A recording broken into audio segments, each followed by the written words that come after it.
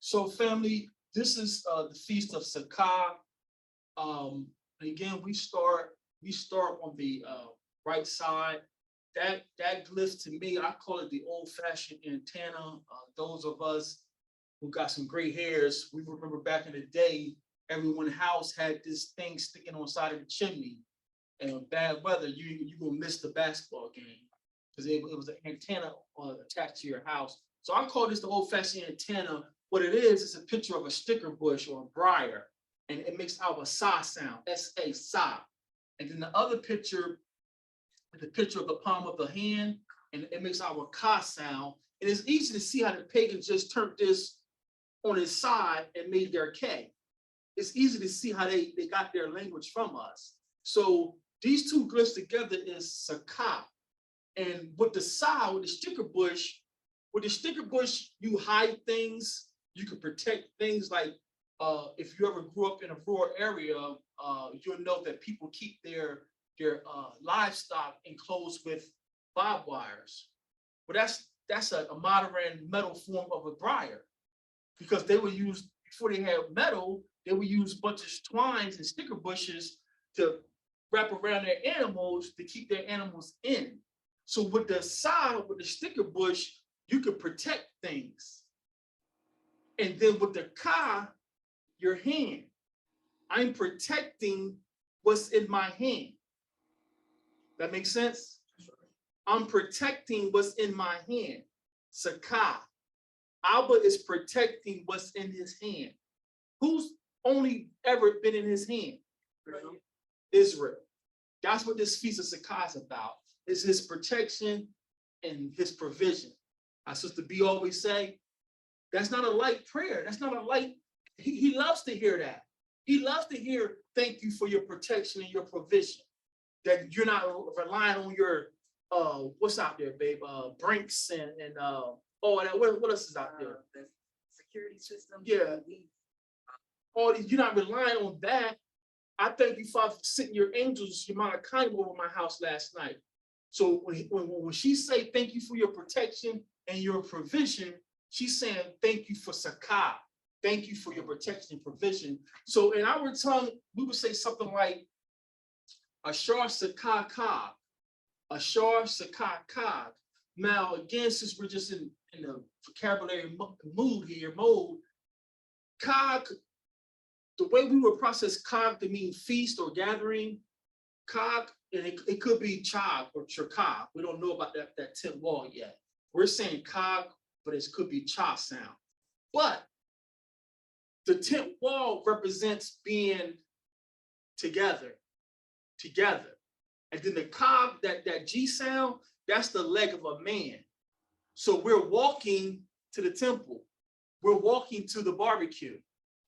We're walking to a tent. That's the pagans, that's feast. That makes sense? So this is Ashar SABATH Kag, the Feast of Tabernacles. And that's a replica of the tabernacles that our ancestors had in the wilderness. We would be, you see that box in the middle? That's where they would sacrifice the animal, most likely. And then that tent, that tent to the back, that would be the holies of holies, where only the high priest, who's ever working or assigned to the high priest that day, that Sabbath, he would go in there if it's a day of atonement or something to offer the blood to Abba Yah. So that's just a replica of our tabernacles. And this is how, for 40 years, our ancestors, the Levites, had to carry these tents and these poles. And as the cloud stopped, the Levites would set up tabernacle again. And then once the Levites set up the tabernacle, then the Judah here, Benjamin there, so forth and so on. That's the culture for 40 years. And for 40 years, Abba kept the rain off of us, kept the animals, because there's animals out there, there's mountain lions. He kept lions off of us. And the text say our clothes didn't wither. That's protection and provision for 40 years. So let's get into this. Let's go. We always want to give you the matazawah. Matazawah is the actual word for commandments. You hear the pagans say mitzvah. The mitzvah has no meaning for us. Matazawah. Matazawah is the path of life. The path of life or commandment. So let's go to Wayakora, and he called, or Leviticus 23. Leviticus chapter 23. And he called. Just to show you that we're not making this up. We're not, just trying to be special. This is what the Father asks us to do.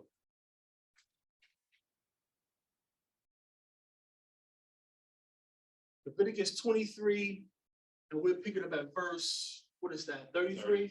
33. You guys want to turn the light out? Y'all good? Can y'all see? Gerald, can you see back there? All praises. Leviticus 23, verse 23. Come on. Verse 33. 33. Read. And Yahweh spake unto Moshe, saying, Speak unto the children of Yasharallah, saying, The 15th day of this 7th month shall be the Feast of Tabernacles for 7 days unto Yahweh. So this is where we're at right now. We're not counting this feast by the pagan calendar. This is feast has been established by Father's calendar. Today is the 15th day of the 7th month. Read on. On the first day shall be an holy convocation. A gathering. Ye shall do no servile work therein. Some of us was blessed not to do commercial work. That's what servile is a pagan word, but all the Father wants us to do is to avoid commercial work. Now, this is in our homeland. Here, are we home? No. How your mom say, you messed that up. So some of us got to work these holy days. It's just what it is. We do the best we can, but no commercial work is to be done. But sisters cooking, the priest was offering showbread. The priest made fresh, hot bread every Sabbath. So that's work. So he's not talking about good works. I fall down with you like, hey man, you bleeding too out, man. But I'll get you tomorrow. Wait till tomorrow. He didn't want you to do commercial work because I bless you with vineyards you didn't even. So if you got an olive vineyard, you can sell a bottle of olive oil for, what was the currency? Shekel. You can sell your olive oil for a shekel. It's profit. You just took this off the Canaanites. So why are you trying to be greedy and work on the Father's day? So that he don't want us to do commercial work. But good works, picking my wife up, playing with my wife, twirling her around. What kind of do that? I mean, right, get back right. Read on. 7 days shall ye, 7 days ye shall offer an offering made by fire unto Yahweh, and on the 8th day shall be a holy convocation to you. We missed this. He's telling us the 8th day is going to be a Shabbat again.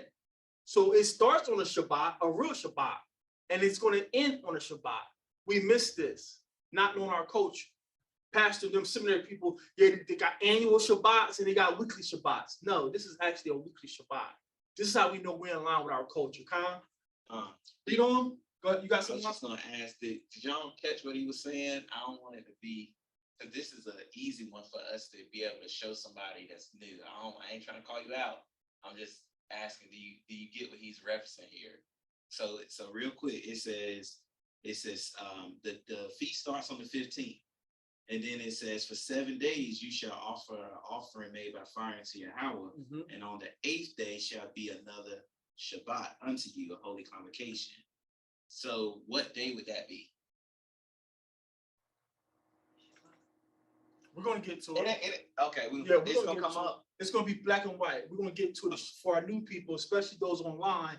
If you stay with us, we're going to show you that our Shabbat or Salakia, our Shabbats for us always fall on the 8th, 15th, 22nd, and 29th. We're going to show what he's trying to. This text is not too clear, but just keep that in mind what he's about to bring out, and we're going to show you with text. We're going to count together. Okay, cool. I didn't know if you. No, we're going to. No, that's all right. It's all right. That's how we build. That's how. And we don't want y'all afraid to. If it's not making sense, stop us. We don't care about getting through no slides. We want to make sure everyone's understanding is up. So what he did is on point. Don't keep letting us talk, and it's like you ain't getting it. We don't care about getting through no class. Did you say the 8th, 15th, 22nd, and the 29th day? Every month is going to be Shabbat. Every month our Shabbat's going to fall like that. The confusion is we're trying to marry it with the pagan system. Well, I thought it's Saturday and this month. Back home, we wouldn't even say those words. The elders will put hands on you. What you say? We won't even mention these pagan words around the elders. Father said, I don't want to hear the names of the idols in your mouth.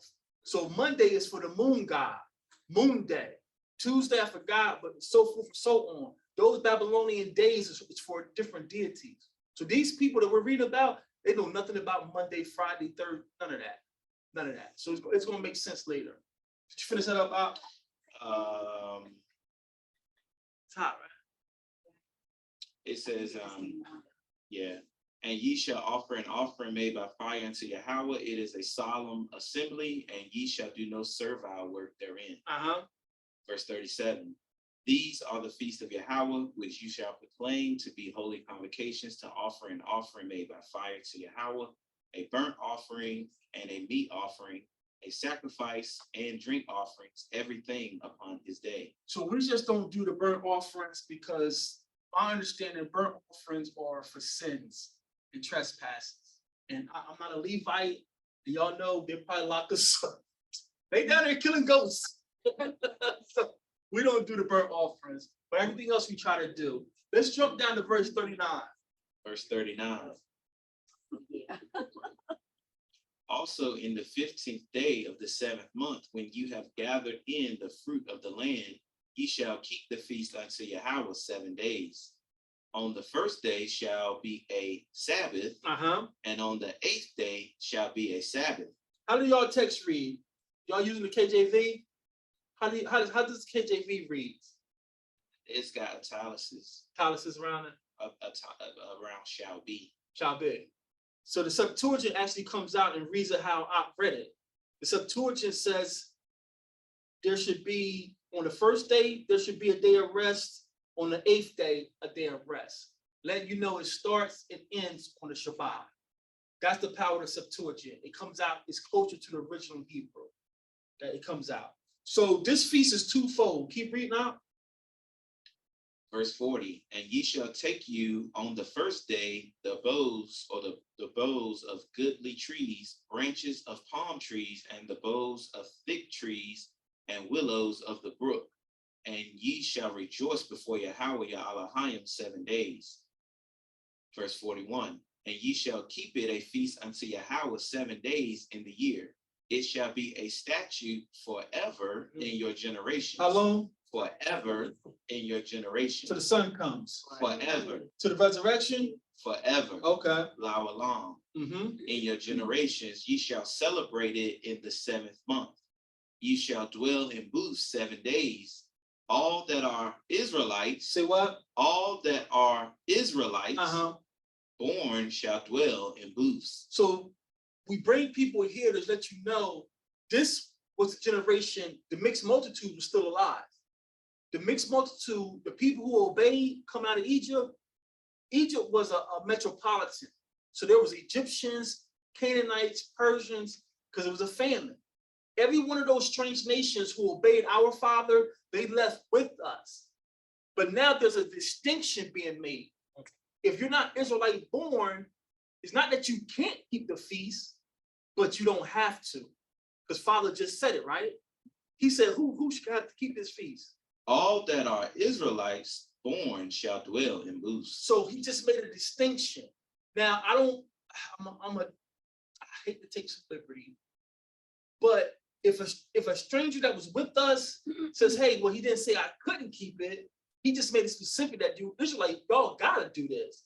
So if I want to do it out of the goodness of my heart, I won't forbid a stranger to keep this feast. But the text clearly say, if you're Israelite, you have to keep it. It's a matazawah. If you don't follow matazawah, the path of life, you're gonna die. But the stranger that's with us, you don't have to do this. It's a distinction being made. That makes sense? So yeah, you're reaping the benefits of Abba with us, but you're not, the Father is not holding you to the same standard. That makes sense? That's what the text say. That's what the text say. Read on. Verse 43, that your generations may know that I made the children of Yasha'Allah to dwell in booths when I brought them out of the land of Egypt. I am Yahweh Ya'Elohim. Remember, I kept you. I kept you all those 40 years when you came out of Egypt. Focus on me. Don't forget to give me honor and praise. Read on. Verse 44, and Moshe declared unto the children of Yasha'Allah the feast of Yahweh. So this feast is double fold. This feast is double fold. Did you read where he says,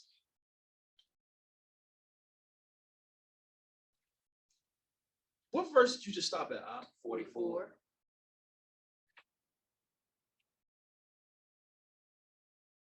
We're missing something.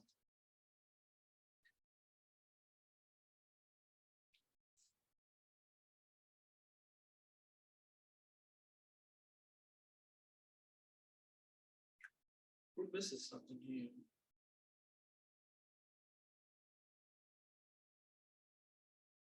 I'm sorry. I'm sorry. We read it. Let's read 39 again. This feast is double fold. I'm sorry. I'm tripping. Let's read verse 39 again. Verse 39. Also in the 15th day of the 7th month, when ye have gathered in the fruit of the land. When you did what? When you have gathered in the fruit of the land. Now we're far from our roots now. Gathering the fruits of the land. What are we doing? Harvesting. So this is a harvest feast. Anybody ever been to a harvest festival? Mm-hmm. It's a big deal back home because we're in school and school just started. Are you going to the festival tonight? Yeah, I'll be out there. Now we out there playing around these little carnival games, not realizing they got this from us. It's a harvest festival. It's a Queen. You remember Rosa Haynes? When you missed the festival last night, and you're copying off of us. It's our feast of the harvest. Feast of the end gathering. The feast of the end gathering.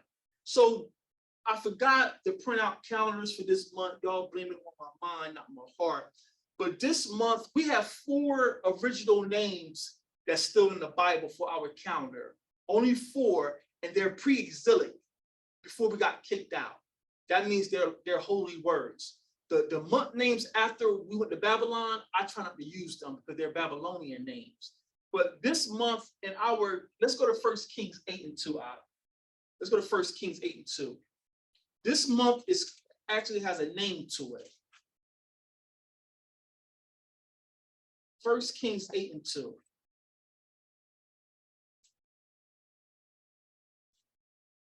Shemai, read. And all the men of Yasharallah assembled themselves unto King Solomon at the feast in the month Ethanim, which is the 7th month. So the corrupted text, the pagan text, is calling the 7th month Ethanim. There's no E's in our language. So we turn that E back into a it's Ophthanayim. Ophthanayim. This is the month. This is the month. Is strength. Strength. The 5 represents what? Put your harvesting in. Y'all see where we're going? This is the month that we're harvesting. Our baskets are full. Our baskets are strong. So this is not Ethanim. This is the month of Ophthanayim. Our harvest, Abba has given us the harvest. That makes sense? So this is the month of Ophthanayim. It's also, so this feast is twofold. We're celebrating and we're remembering Abba's goodness of that generation who came out of the wilderness, and then we're thanking him for the harvest coming in. We don't have to bring a bunch of ropes in here and irrigation and a bunch of GMO injecting our plants with, they inject plants with chemicals. We don't do none of that. Father, thank you for the early rain and the latter rain. So this feast is twofold, family. We're partying the whole week. 8 days of fresh apples and fresh, well, not apples. What's in the towards this part of the year, Sister B? Cabbage and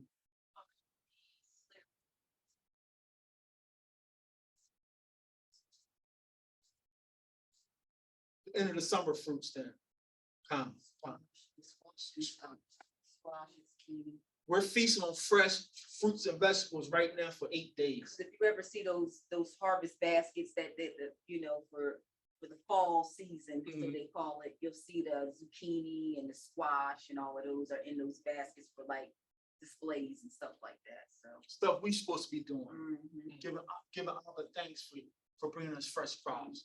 So Maria, Just a quick question. Going back to that verse in Leviticus, verse 41, talks about it being a statute forever in your generations. This may be a slow question, but I just want to make ain't no sure. questions, slow questions. None of us are top notch in here. Cool. I just want to make sure that I'm processing this right. Would this be a verse of proof to the people who say that you don't have to keep the feast in captivity? Khan, there's for our new family. There's so many different doctrines out there. That's what the Most High just give me book. So you have one community says you ain't supposed to keep the feast in captivity. You can only keep the feast in Jerusalem. But he says throughout your generations, throughout your dwellings. So he was already foreshadowing y'all gonna be kicked out of wherever you are, because when you go to Deuteronomy, my witness says, when you go to Deuteronomy chapter 30, he says, when you and your sons bethink themselves and come back in the land of your captivity, then I will rescue you. So wherever you are, if you're in Canada, if you're in Alaska, and you realize, hey, there's a Sabbath or there's a feast day, you keep it where you at the best you can. That's what he wants us to do. Great question. It's no slow question.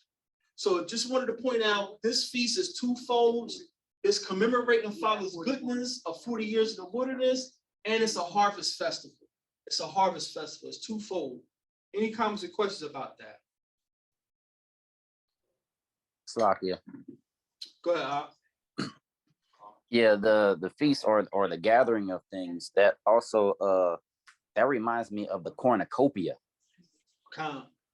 If you know, the cornucopia is that basket and it's full of fruits and the vegetables, which was sadly is also known. Well, it's attached to Thanksgiving, but that was always a thing even before Thanksgiving was even established throughout that history. But the natives met those men who came off those ships with cornucopia and felt sad that they ran out of fruits and vegetables to give them. You know, which tells the love of those people. But we know the ending story of that, you know, rape, rob, and pillage after we already fed you and gave and gave the fruits and vegetables to you, you know. But that was the harvest that they was doing here in this country, gathering the fruits and the vegetables and putting it in baskets and stuff. What Shadad is bringing out is there's witnesses, historical research, that those so-called Native Indians, they were Hebrews, and they were sharing their harvest festival with those colonizers. And we can bring that out. Now, because Rome is founded on Hebrew culture, Rome is founded by our Uncle Esau, they prostitute everything. So now you got a cornucopia for your idol, but our cornucopia of just a basket of fruits celebrating the harvest. So now you got a cornucopia way in November for some pagan deity that Rome picked up.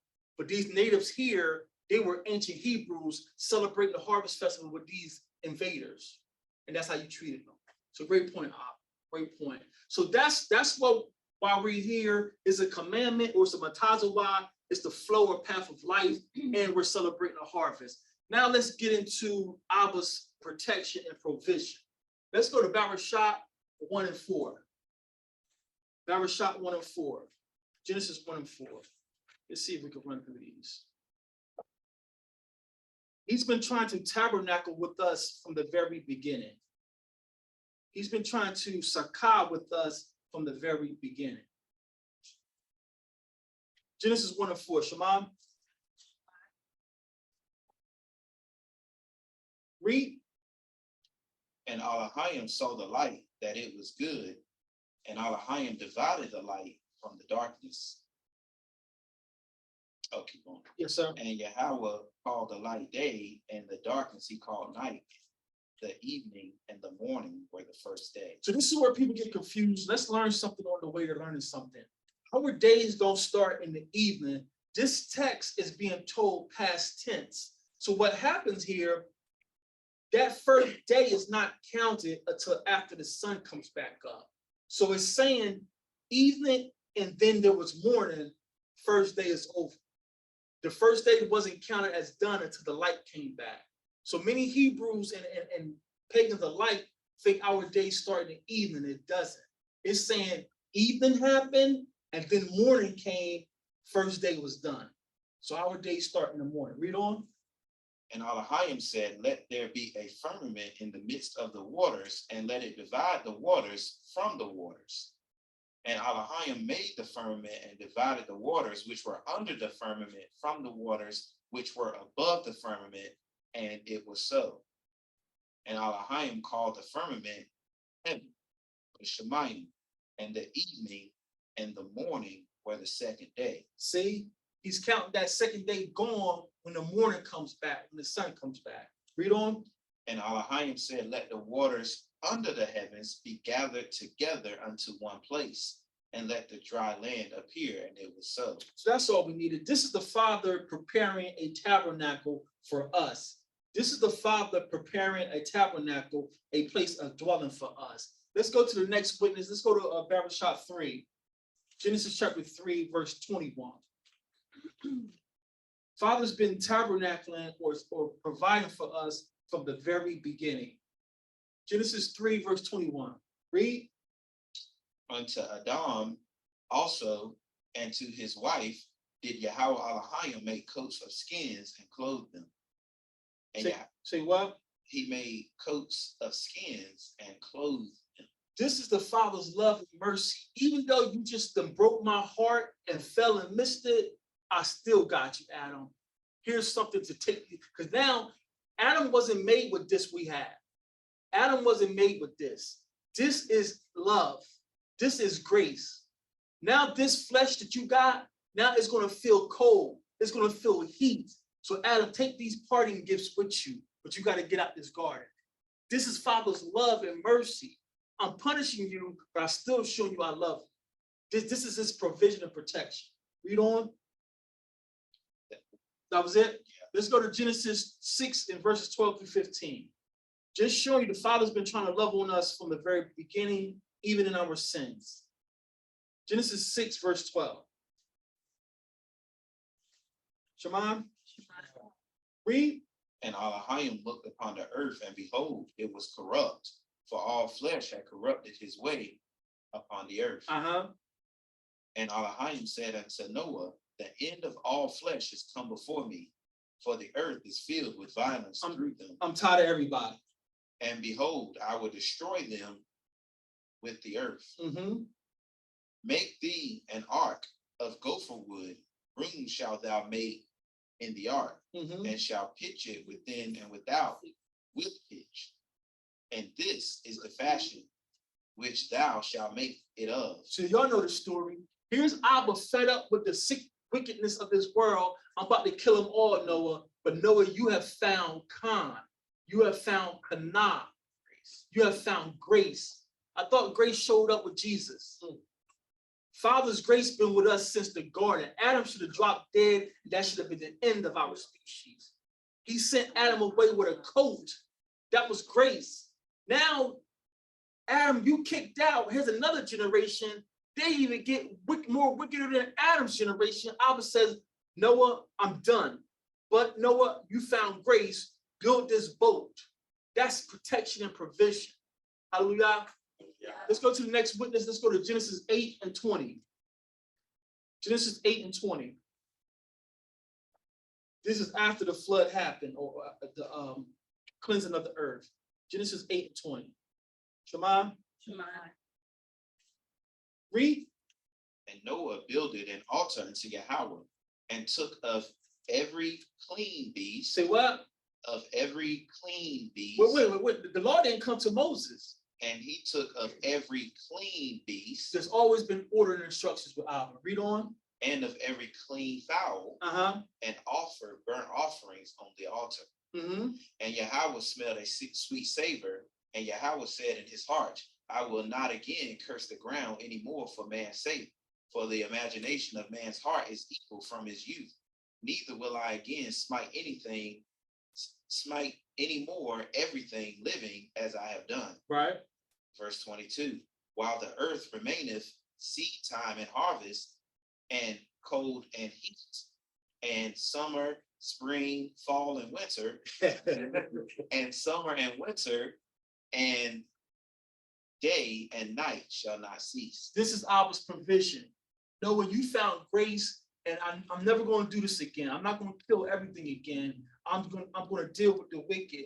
But this, as long as this earth remains, it's going to be seed time, harvest time, summer and winter, day and night. This is Abba's protection and provision. Any comments or questions about that? Let's go to our next witness. Let's go to Genesis 22. Genesis 22.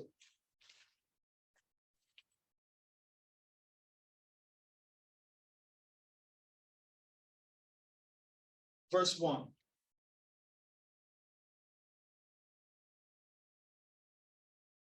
Shemaiah, read. And it came to pass after these things that Elohim did tempt Abraham and said unto him, Abraham, and he said, Behold, here I am. And he said, Take now thy son, thine only son, Isaac or Yatzazak, whom thou lovest, and get thee in the land of Moriah, and offer him there for a burnt offering upon one of the mountains which I tell thee of. So y'all know the story. This is Abraham, Father Abraham about to sacrifice our grandfather about to sacrifice our father Yatzazak. Y'all know the story. Let's drop down for the sake of time, and I'll pick it up at verse 10. And Abraham stretched forth his hand and took the knife to slay his son. And the Malach Yahweh, or the angel of Yahweh, called unto him out of the heavens and said, Abraham, Abraham. And he said, Here I am. Verse 12. And he said, Lay not thine hand upon the lad, neither do anything unto him. For now I know that thou fearest Elohim, seeing thou hast not withheld thy son, thine only son, from me. Verse 13. And Abraham lifted up his eyes and looked, and behold, behind him a ram caught in the thicket by his horns. And Abraham went and took the ram and offered him up for a burnt offering in the stead of his son. That was protection and provision. That was protection and provision. Does a ram disappear? No, I will put that ram there. Now, I wasn't going to do this, but we just got to, some of it's going to be in part 2. But this is messianic. Because who's the firstborn of the Most High? Well, nationally, it's us. So instead of destroying his firstborn son, the whole nation is going to destroy one son. See, Messiah had that crown in the bush. He was the ram. I was just about to say when he said the ram in the bush. You see this? So when you say Yahweh Shai, Jesus is made up myth, and God never required no Torah only people. He never required no sacrifices, and no man could die for your sins. You don't get it because you don't understand the language of the culture. Yahweh Shai's been standing in our place the whole time. So Yahweh Shai becomes the ram. I ain't going to destroy my firstborn, the nation, no more. I'm going to let my son cover y'all infractions. Y'all see that? All praise to the Most High. So this is another example of Abba's protection and provision. Let's get the next one. Let's go to Genesis 34. You know, to receive that ram in the bush, Abraham, he had to obey the word of the Most High, because that was the whole point of the test. He just had faith. Right. He just would have, according to what they teach, he just believed. But the whole point of why he had to even do the sacrifice was to see if he was willing to follow instructions, Torah. Do something. Keep something. Christianity, that you see, destroying Christian dogma just continues. It's just, once you learn this, everything you learn from a Hebraic perspective is going to destroy their Christian dogma. So Abraham was faithful, but he obeyed to prove he had faith. But what kind of coats did you say? I forgot that he put on Adam. So it was a skin. It just said, yeah, it didn't say what coat. His coats of skin, leather. Made the first leather jacket. Got with that thriller jacket, but you got to get out of here. Yeah, the first thriller jacket.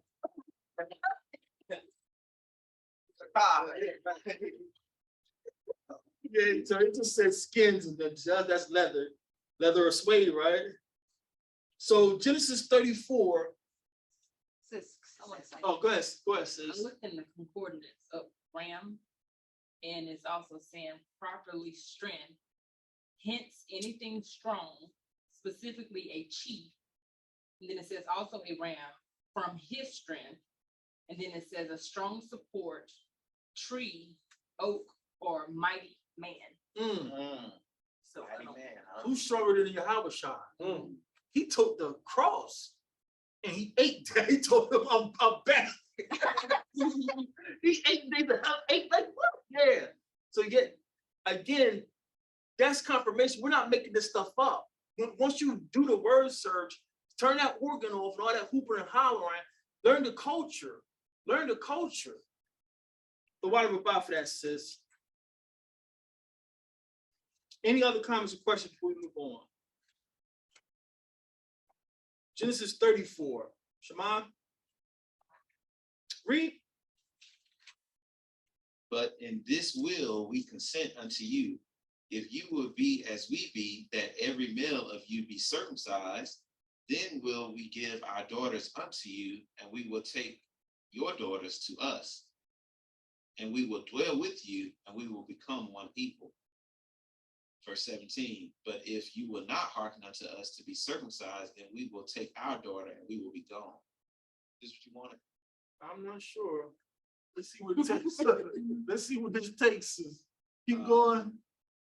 Verse 18, and their words pleased Hamor and Shechem, Hamor's son, and the young man deferred not to do the thing because he had delight in Jacob's daughter, and he was more honorable than all the house of his father.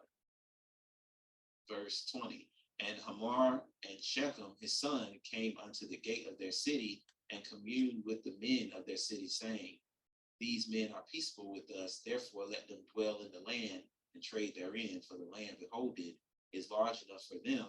Let us take their daughters to us for wives, and let us give them our daughters. I'm not sure why I pulled this one. It may be a typo. It may be a typo. Let's double back if it comes to it. May be a typo. Numbers. Let's go to Exodus 12. Let's go to Exodus 12 and 36. That's going to bother me. Washamath, yes, and these are the names. Exodus 12, verse 36.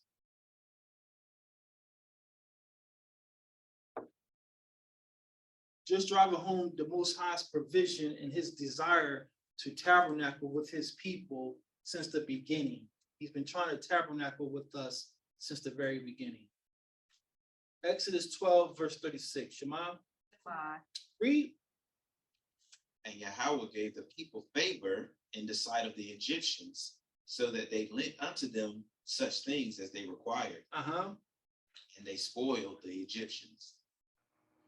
And the children of Israel, Yasha'Allah, journeyed from Ramses to Succoth, about 600,000 on foot that were men besides children. Where did it go? Sakah. Y'all see that? The first place we stopped was a place called Sakah in the Hebrew. The text is pronouncing it right there, spelling it as Sukkoth. It's Sakah. Do y'all think it was a coincidence? The first place that we stopped is a place called Sakah. Because remember, who's guiding Uncle Masha? He's getting his directions on the fly, like, go, Brother Gerald. He's getting audibles. He's getting audibles. Audibles is in old Madden where the quarterback will change the play. A quarterback will come up to the line and read the defense, and he'll start screaming out audibles, telling his team, I got to change the play because the defense is set up differently. That's an audible. So Masha don't have anything written down like you and I. He's getting audibles downloaded to him. So you think it was a coincidence? The first place they stopped is a place called Sakah. What is Father trying to let the children of Israel know? It's time to rest. It's time to rest. What does Sakah mean, Sister B? I got you. I got you. Stop being scared because you leaving Egypt. My pillow top, back buried. Oh, not my 5,000 threaded sheets. Father says, don't worry about what you're leaving in Egypt. I got you.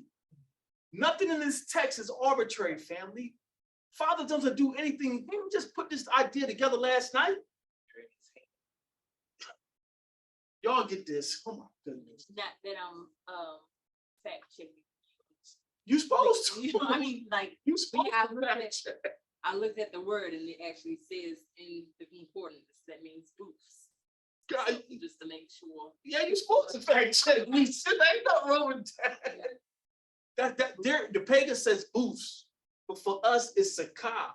protecting what's in my hand. So the first place we stop is a place where Abba Jacob stopped. Jacob had this place first, and he built tents for his animals that the Most High blessed him with. So if you knew your history coming out of Egypt, you would have said, yeah, I think Masha know what he's doing.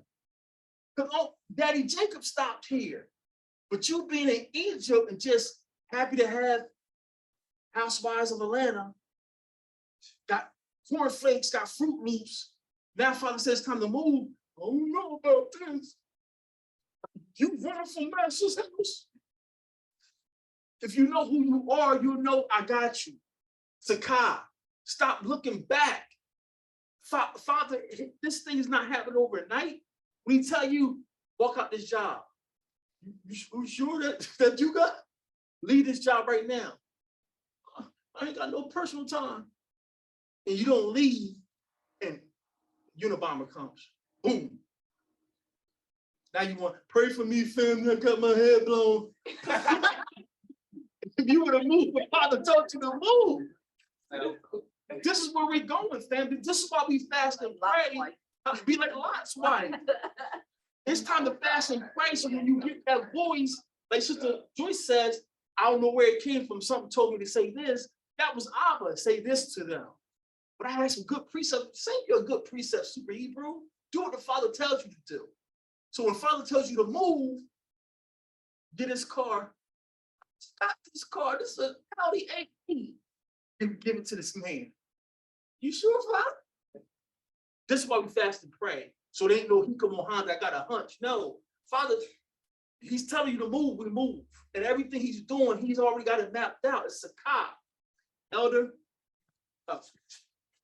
And I think too, it's easy to like read the Bible and just read it as in the children of Israel journeyed from Ramesses to Sakai and not think nothing of it. But I'm thankful for the language and how we are studious and we go deeper than just the line. Like really go into it and figure out, okay, what does this word mean? Does it mean something else other than what I see on this piece of paper? So I think just going deeper, I'm appreciative that we did that. All praise to the Most High. The fact that the first place they stopped is a place called Sakai, it's another witness that these texts is food for us, by us. Because only a Hebrew would get that. But these Hebrews couldn't get it because one minute you praise Moses, my great I am, who is like him? And then a couple, you brought us out here to kill us. To celebrate the Most High. That's us though. That's how we do. When you up, I'm up. Like when you down, I'll see you later. You put nothing on your books. Man, where you at? He been up there 40 days. I'm coming back behind your back. You heard So what happened to Pee Wee?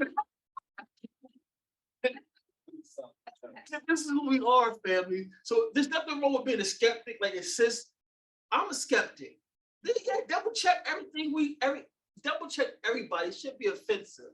So right away, come out of Egypt. The very first stop on the redemption train was a place called Sakai. It wasn't by accident. Let's drop down. Did we finish that up, Bob?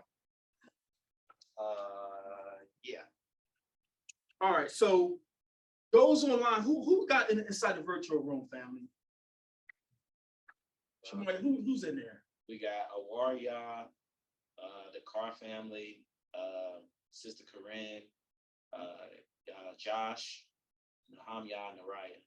All right, all praises. So we're about to get into some history, and we're going to show you how our Sabbath days is not according to the Gregorian calculations, aka Babylonian calculations. We're going to show you how our holy day of worship, our holy day of Shabbat, has been in the text the whole time, and we're going to show you how we calculate our holy day, our Sabbath day. Let's go to Exodus 16. Exodus 16. This is what Shamar was about to bring out, but it's just Leviticus wasn't clear. Like this text is clear. Oh yeah, that's right. Family last.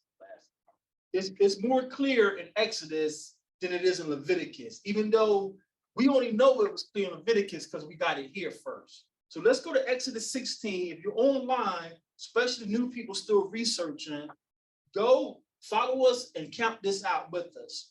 Let's go to Exodus 16 and I started at verse 1 if you don't mind. Exodus 16, starting at verse 1. Shemai, read.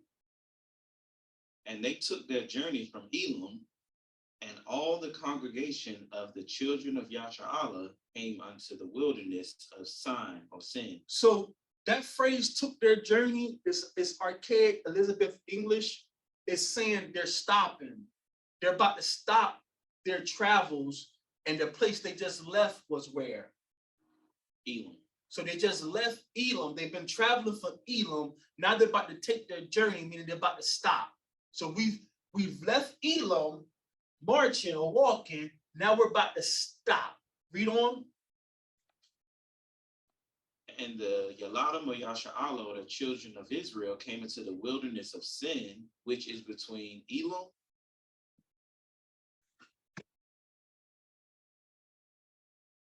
Tell us this.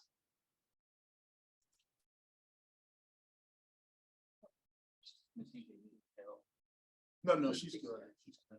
So we're about to stop. We've been traveling from Elam. Now we're coming into the wilderness called Sin or Sinai, and we're about to stop.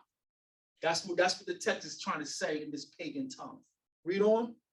Which is between Elam and Sinai on the 15th day of the second month after departing out of the land of Egypt. So what day did we leave Egypt, family? On the 15th day. We left Egypt on the 15th day of the first month. Now we're about to stop on the 15th day of the second month. Everybody with us? Yes, sir. We're about to stop on the 15th day of the second month. Write it down. Write this down with us because it's going to make sense. A copy of the old calendar back there, I do, so we Queen. can send it, so they can follow along. Don't worry about it, Queen. Oh. Don't worry about it, sweetheart. Most High is with us. Most High is with us. So the second month is also found in the Bible. It is also a word that means Zawah. Zawah means brightening, brightness, because the second month of our year, the flowers are blooming. So you see yellows and greens all the way. That's what Zawah means, brightening or shining. So it's the 15th day of the second month. This calendar is from this is our current year of pagan 2022. So the 15th day, go down under the pagan Friday. Everybody online, go to the pagan column that's titled Friday, right? Or Fry. And the third box down is the 15th. The number on the left side of the box is the Babylonian calendar. It was the 18th of March. But for us, it was the 15th day of the second month. And this is what the text is saying. On the 15th day of the second month, you see the moon phase is a full moon. So on the 15th day of the second month, Father is telling us to stop. Now read the text again with this information out. Exodus 16:1. And they took their journey or stopped from Elam, and all the congregation of the Yaladim of Yashar'Allah, the children of Israel, came unto the wilderness of Sin, which is between Elam and Sinai, on the 15th day of the second month, after their departing out of the land of Egypt. Okay. And the whole congregation of the children of Yashar'Allah murmured against Moshe and Aharon in the wilderness. What Queen was just saying, Queen, just how Hebrews do you. You just salute me all up on me. You just were seeing all these praises, and now you start to murmur and to complain. Read on. And the children of Yashar'Allah said unto them, would to Allahim we had died by the hand of Yahweh in the land of He Egypt. should have killed us in Egypt. He's going to bring us out here to starve to death. We had sat by the flesh pots, and we did eat bread to the full. We had steak and lobster in Egypt. So why you bring us out of Egypt to kill us in this wilderness if you hated us? These are your ancestors. For ye But, have brought us forth into this wilderness to kill this whole assembly with hunger. Verse 4. Then said Yahweh unto Moshe, behold, I will rain bread from heaven. Say for what? you. I will rain lakam or bread from the Shemayim or heaven for you. Okay.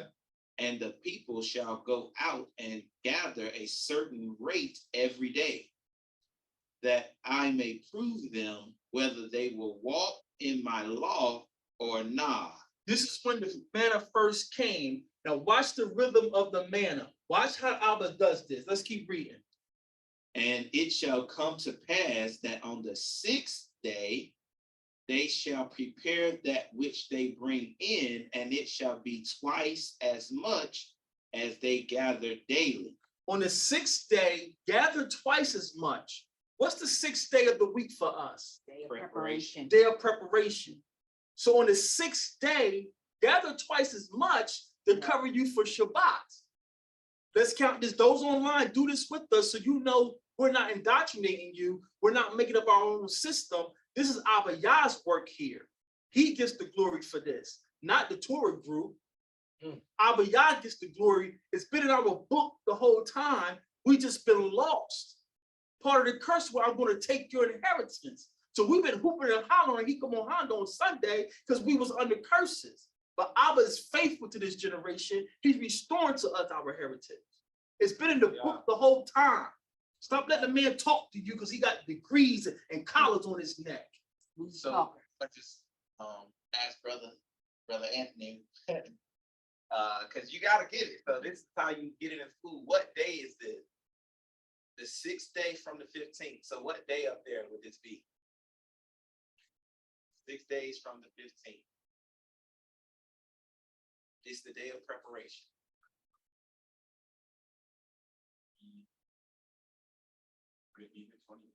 So you got it. You got it all. 15 plus 6 is 21. And the text is going to say this, not us. The text is about to say this. So they stopped on the 15th, not arbitrarily. Remember, who's Moshe getting his orders from? Yahweh Shai is telling him to stop now. They're stopping on the 15th. Now Abba hears them complaining. Now Abba says, I'm going to rain down manna or bread. And on the 6th, every day y'all gather a certain amount. Gather a certain amount, just enough for your tent. Don't be greedy out there, hungry hippo, fighting the other tribe. No, gather enough for your tent. But on the 6th day, gather twice as much for your tent, because on the next day is Shabbat. Now we're going to count this out. Those online, do this with us, especially you super skeptics like myself. Count this out so you can see it yourself. So they're getting the decree on the 15th. Let's go and read this text. So verse 6. And Moshe and Aharon said unto the children of Yashar'Allah, at even, then ye shall know that Yahweh hath brought you out from the land of Egypt. And in the morning, then ye shall see the glory of Yahweh, for that he heareth your murmurings against Yahweh. And what are we that ye murmur against us? So in the evening, I'm going to send flesh. What was the flesh sent? The quail. Remember, he says you're going to eat quail up to your nose. Father said, you doubting me? You're going to eat quail till it's coming out your nose. So in the evening, he sent quails. That's how we know quails are clean. So when it gets rough, y'all get your BB guns. We're going quail hunting. So in the evening, the quails are coming. In the morning, I'm going to send manna. Let's get this rhythm. Verse 8. And Moshe said, this shall be when Yahweh shall give you in the evening flesh to eat, and in the morning bread to the full, for that Yahweh heareth your murmurings which you murmur against him. And what are we? Your murmurings are not against us, but against Yahweh. And Moshe spake unto Aharon, saying unto the congregation of the children of Yashar'Allah, come near before Yahweh, for he hath heard your murmurings. Verse 10. And it came to pass, as Aharon spake to the whole congregation of the children of Israel, or Yasha'Allah, that they looked toward the wilderness, and behold, the glory of Yahweh appeared in the cloud. Verse 11, and Yahweh spake unto Moshe, saying, I have heard the murmurings of the children of Yasha'Allah speak unto them, saying, at even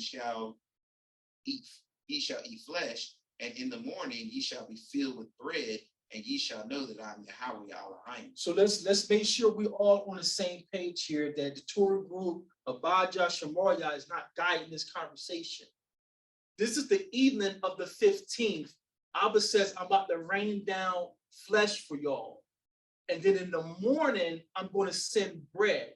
So the first time the quails come is the evening of the 15th. Y'all with me? So the first time the bread comes is the morning of what day? 16. Go say it loud so people know 16. If we're wrong, we're wrong. We don't care about being wrong. So the first time the bread comes is the morning of the 16th. Everyone's seeing this. Let's keep going. So verse 13, and it came to pass that at evening the quails came up and covered the camp, and in the morning. So stop there. So this is the evening of the 15th. The quails are here. They're eating bird, or quail is a type of bird. The evening of the 15th, Shabbat evening, for a Shabbat meal, Father has provided. Did y'all catch that? Father has sakah. Stop playing with me. I'm the great I am. Chicken and dumplings. So this is the evening of the 15th. The birds are here. Let's read on. And when the dew that laid was gone up, behold, upon the face. Let's start over in the morning. I'm sorry. And in the morning, verse 13. And it came to pass that evening the quails came up and covered the camp, and in the morning the dew lay round about. The morning is the 16th. The morning is here. It's the 16th. Let's read on. And when the dew that lay was gone up, behold, upon the face of the wilderness there lay a small brown thing, as small as the hoar frost on the ground. Verse 15, and when the children of Yasha'Allah saw it, they said one to another, it is manna, for they wist not what it was. And Moshe said unto them, this is the bread or lakam which Yahweh hath given you to eat. This is the thing which Yahweh hath commanded. Gather of it every man according to his eating, and omer for every man according to the number of your persons.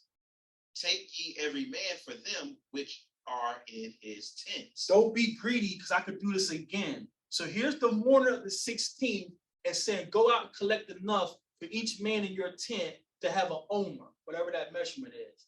Don't collect nothing more or nothing less. And then the story continues, they disobeyed. And everyone who disobeyed, Father made that bread turn into worms. That's how the story goes. So for the sake of time, we just want to do the math. The first morning that the bread comes is the 16th day of the second month. Let's drop down. 23 or 22? 21, I believe it is. 21.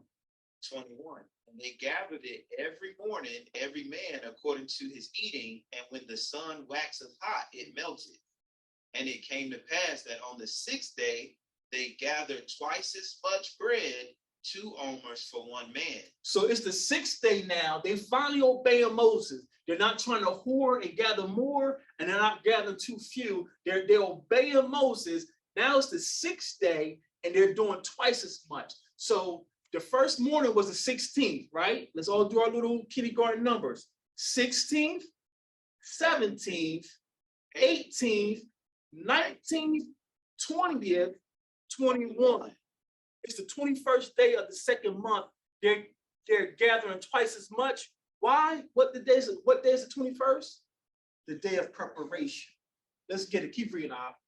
Verse 23, and he said unto them, this is that which Yahweh hath said, tomorrow is the rest of the holy Shabbat. Tomorrow is what? Tomorrow is the rest of the Kadash Shabbat. Now, tomorrow is Shabbat. So if today is the 21st and tomorrow is the Sabbath, What ordinal number is the date? 22nd. 22nd. So if we know the 22nd is a Sabbath, and Sabbath comes every 7 days, it's just simple basic math. 15 minus 7 is what? 8. So 8 plus 7 is 15. 15 plus 7 is what?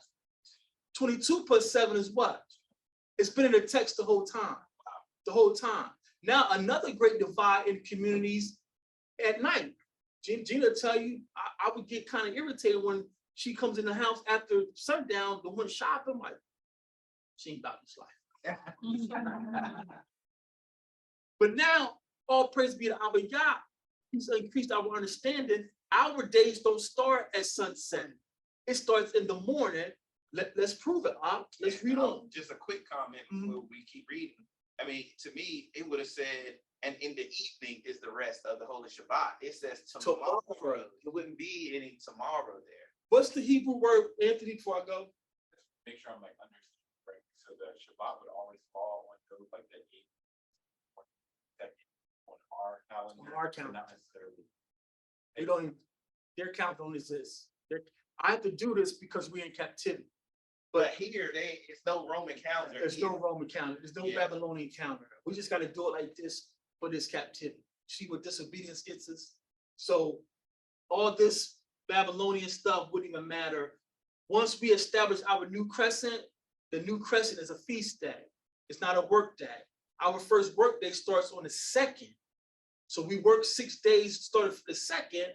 6 plus 2 is 8. The 8th day of Shabbat. 8th day of Shabbat. So we just prove a simple math according to Abba. 15th day he gave them quail in the evening. The 16th he gave them manna, and they collected it. They tested him first. They finally obeyed. Now on the 6th day, which is the 21st, it's the day of preparation. They're gathering twice as much, and Masha says, "Finally, y'all listened. This is the day of preparation because tomorrow is the holy day of Shabbat." Read on, Bake that which ye will bake. I'm sorry, before you go on. So what Shemaria pointed out about the evening thing, he didn't say tomorrow evening is Sabbath. He said tomorrow is Shabbat. Now this is when it pays to know the Hebrew again, because the Hebrew word for tomorrow is 2 words, makar, and what do we say in the morning text? Bakar. Bakar and makar is related to morning. And when you process those glyphs, it's both concerning heat. When does the heat return? In the morning. That's the power of your language, family. Read on. Bake that which ye will bake today, and seeth that ye Seethe or boil. seethe. Or would that be sear, babe? Like sear, pan fried? Seethe? It's saying boil in my book. It says boil. Okay, so I'm see- not sure, but in my book it says boil. So boil, seethe or boil, okay. That will see, and that which remaineth over lay up for you to be kept until the morning. To when? Until the morning. Keep it till the morning. What's the morning going to be? Shabbat. Read on. And they laid it up till the morning, as Masha bade, and it did not stink, neither was there any worm therein. And Masha said, eat that today, for today is a Shabbat unto Yahweh. Today ye shall not find it in the field. So this is our Sabbath rhythm. It's been in our face the whole time. It's just these curses had a veil over our face. And I thought about a comment another teacher made years ago, and it never left me. He says, we sat in those whorehouses for years, never asked one question about the pastor. After you done shouted your weave out and broke your high heels, you ready to go to KFC. Now we get some truth. Everyone want to ask 55 million questions. We got to bring out brightness all over the place. Defend it. We got to defend it. But you ain't asked, how many of you, no names, no blames, no race, how many of you, since you got the light, went back to ask your pastor, Pastor, why you didn't teach me this? Anybody? I know Sister Corinne did. Sister Corinne, I need to know. Sister Corinne, I'm going to ask. My grandma was my pastor. So a few of us have, but again, this is how you know this is the truth. Because we allow anyone, skeptics and all naysayers, come prove us wrong. Please come here, come by 1039 East Wendover and prove us wrong. I'm putting a cross up next Sunday. Tabernacles is closed. No one's been able to disprove anything. None of our families are bringing out. You can't disprove this because this is of Yah. This is of Yah. And so what you, oh, go ahead. No, I'll just say, I was making a comment, Pastor said. Right. But and to that point though, like they'll do, we all know, but they'll do Christmas, but you don't see no steps here. Like, okay, well, on this day of Christmas, do this, and then blah, blah, blah, blah, blah. But in class, they teach you the, what is it, 12 days of Christmas or something like that? Yeah. So it, to me, Got me singing this as a kid. right. So this is our holy Sabbath rhythm. It's been there the whole time. Any questions or comments about this? And this is another example. If they knew what Abba was trying to tell you, here's the Sabbath day, and I'm giving you quail in the evening. What do we say another word for Sabbath, Shabbat means? Oath. Oath. So Father's trying to talk to the Hebrews. I got an oath with you. I'm going to keep my part, or you're going to keep your part. So when you learn the Hebrew from the original, you understand Shabbat means covenant. We are the people of the covenant, and I was showing you every time. I'm raining down manna on you on a Shabbat meal. What better meal? No disrespect to Chef, my wife, Sister Corinne, but to get quail from heaven on a Shabbat evening, that's a fish fry. Come on, you know that was a good meal. Elder, you know that was a good quail. You know it was a bunch of smacking like Queen. No, I just wanted to point out as well that, I mean, it's just kind of common sense that we know that in biblical days, they didn't have Roman calendars. So what did they go by to follow their Shabbat? And I'm not sure, and I don't know if you want to go that deep into it to show them the sign that how we know to start the month of the Shabbat, the pictures. Actually what we're looking for when we're looking for that new moon, you know, like, you know, the thumbnail. All right, since we parked here, let's do it. Shamar, y'all pull that precept from Sirach 43. So, because that's another, everything turns into a debate. I don't want to use that word because then it gets confrontational. But that's another point of contention. When do you start your months? Is it the full moon or is it the crescent? So we have more witnesses that the month starts with the crescent, and we're just going to pull one for the sake of time. While he's going there, those online, this is the rhythm that we've researched and it's making sense. Our moon lasts for 29 or 30 days. And after the 29th day, it's going to disappear or be very faint. And then she's going to reappear as what we call a thumbnail or a backward C. If you're looking at the calendar online on the screen here, pagan day of Thursday, back in March, we confirmed a new crescent. And that crescent begins to grow day by day in different measurements, a 7th. She's gaining light every day. And on the 14th, her light is full. She's maximized on the 14th of the month. So this is the rhythm we've established, and we got some witnesses that confirms this. Shamaria, let's pull Sirach 43, and I think is it 25? Verse 25? Did you got it more? 43 and 6, 7. Oh, okay.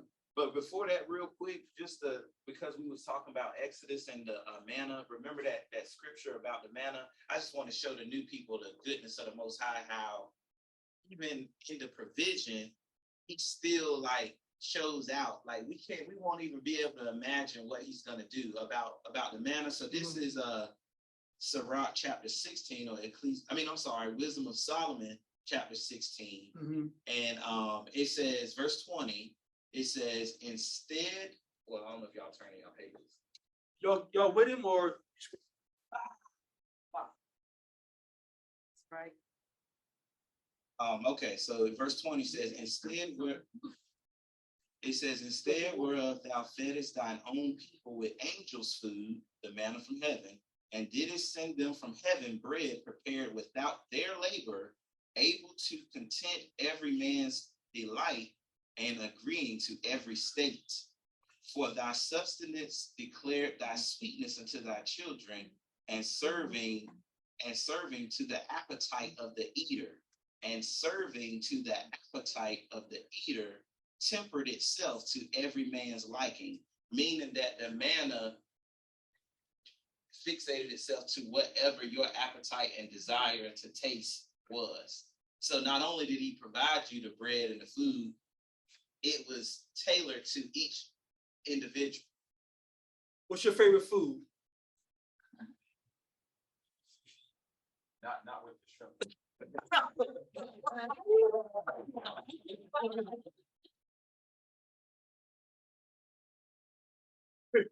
Well, what the text is saying, that's what the Father did. Whatever your favorite food was, that's what that manna tastes like. Can y'all imagine that? So my manna gonna taste like pizza every night. That's what the text said. So my queen, your manna would have been coffee. Her manna tasted like coffee every night. That's the power of God. That's bananas. Call it out again, for those online. It's Wisdom of Solomon, chapter 16 and verse 20 and 21.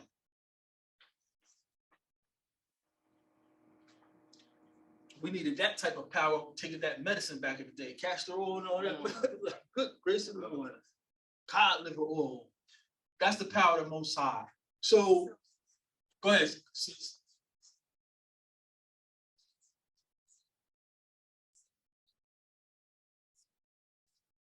Kyle, that's what the text is saying. That's how much I love you. Your heart. Just to know I'm the great I am. Why do you want to doubt me? Why you want to go back to Egypt? Why you want to stay here in America? That's what we got looking forward to, family. So now what Queen asked us to do is just share some history. How do we know it's the crescent and not the full moon? And we're just going to give you one witness that it's the crescent and not the full moon. But you can get more witnesses if you Google, if you don't have a book of Enoch. Enoch is online. And the luminaries start with Enoch chapter 72. Enoch 72 through like 76 or chapter 80 is all about the luminaries or the stars and the moons. And Enoch confirms that our monthly cycle resets when the moon reappears as a crescent, not as a full disk. So did you want Enoch? No, just Sirach, you said 43 and 6, right?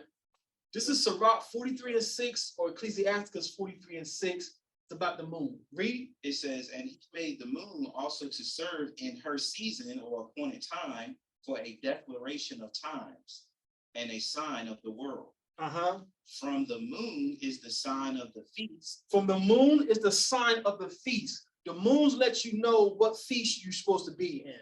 Read on. And a light that decreaseth in her perfection. Say what? And a light that decreaseth in her perfection. So she decreases in her perfection.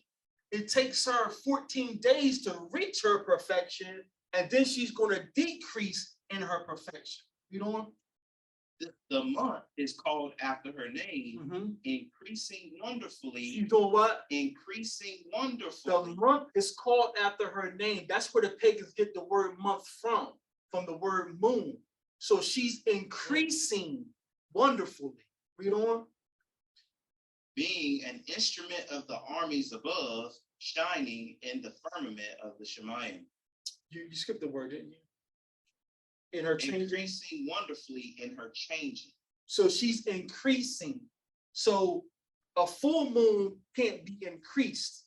A full moon is maximized.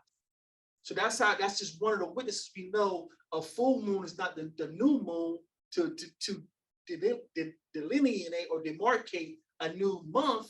And then practically, the research says that if Shemariah and Zemariah were the high priest or the Sanhedrin for the month, they're going to send out spotters. Y'all go spot about the 29th or the 28th, depending on what's going on. They're going to send out spotters. Go on this, Sister Joyce, you go on this mountain. Gina, you go on this mountain, and y'all take your provisions. Not no iPad, take them scriptures and some bread, and y'all go look for the new moon. Well, the full moon, you can see that in the valley. Last night, Sister Corinne, you outside, Sister Drew said she's seen it. And on a clear sky with no clouds, you can see a full moon in the valley. Why would you have to go on a mountaintop to look for that? So this is how we know the crescent resets our calendar. Any comments or questions about that? So for all you new people that are interested in being on the email list, so you can kind of follow the calendar, so it takes practice, and the calendar is very instrumental in that because of the visuals and the numbers. So if you want to be added to the email list, just give me your email address and we'll get you added. The water will bob. Brother Anthony? So when that crescent first, when the crescent first appeared, like on the third, that would be the new moon, and that's a feast day. The next day is going to be The feast day. next day. Because from what we're witnessing, the new crescent comes like the last day of the month. So our months either have 29 days or 30 days. So sometimes she appears on the last day of the month. Like if the month has 29 days, that 29th is a Shabbat. So after Shabbat, when the sun go down, we be looking for the new crescent. And then we're going to declare the next day is a feast day. So that next day is feast day, but it's the first, it's a feast day. We're not working. We're going to start work on the second of the month and work for 6 days. And that's been a rhythm. We just everyone's coming in verifying. And if we're asking you new folks, y'all do the same thing, because if you find something different, we need to examine it so we can correct what we're doing. But this is the rhythm that is just, as we keep digging, we're finding more witnesses to confirm this. That makes sense. Great question. Any other questions before we move on? No questions? So, online, we good? Yeah, she just gave her email. Write it down. Yeah, Well, I'll give it to you later. it won't save, so just remember. So this is Father promising us, talking to us in Hebrew, the language of heaven, that I'm Sakah, I'm going to provide for y'all if you're obedient to me. Giving us manna or giving us quail on a Shabbat day, and then providing manna throughout the week. And then we obeyed him, and he blessed us, and we kept Shabbat with manna. Now I want to go into some history about other feasts and festivals. So just to show you that the Most High has been with us for a long, long time. So this is, if you don't have the complete works of Flavius Josephus, you can get it online. A hard copy of the book is available, Amazon and other small book vendors. But this is a website I'm taking this from. This is the Antiquity of the Jews, book number 3, chapter 10, by Flavius Josephus. Josephus is an Israelite family. He just became, I don't even want to disrespect the elder. He was around when Rome just destroyed our temple and our nation in 70 AD. And he winds up just moving to Rome, take a Roman name, Flavius. And the Vespasian set him up in a palace and let him just write and write and write. So the Bruce back home was like, you're a sellout.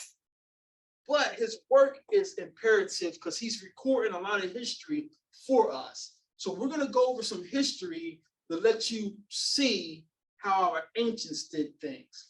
This is chapter 10 concerning the festivals and how each day of such festival is to be observed. Can you read that slide for us? The law requires that out of the public expenses, a lamb of the first year be killed every day at the beginning and at the ending of the day. But on the 7th day, which is called the Sabbath, they kill 2 and sacrifice them in the same manner. At the new moon, they both perform the daily sacrifices and slay 2 bulls with 7 lambs of the first year and a kid of the goats. So I'm gonna let you know how he feels about a day by the sacrifices he asks you to do. This whole Christian thing, I worship every day. Every day is blessed in the name of Jesus. That sounds good, Jakes and Creflo. Every day ain't blessed, because what day did he bless? The Shabbat day. And then the feast days, they have different, how want to say this? For him, for us, I'm thankful to know about him, but he shows you how he feels about these days by the sacrifices he asks. So every day, our priests, they start the morning with a sacrifice for our sins. Then at evening, it's the evening sacrifice for the children of Israel that we sin. That's every day. But then Shabbat, he lets you know that Shabbat is more special than the weekdays, because on Shabbat, they kill 2 lambs instead of the 1. Then it says at the new moon, it's even more.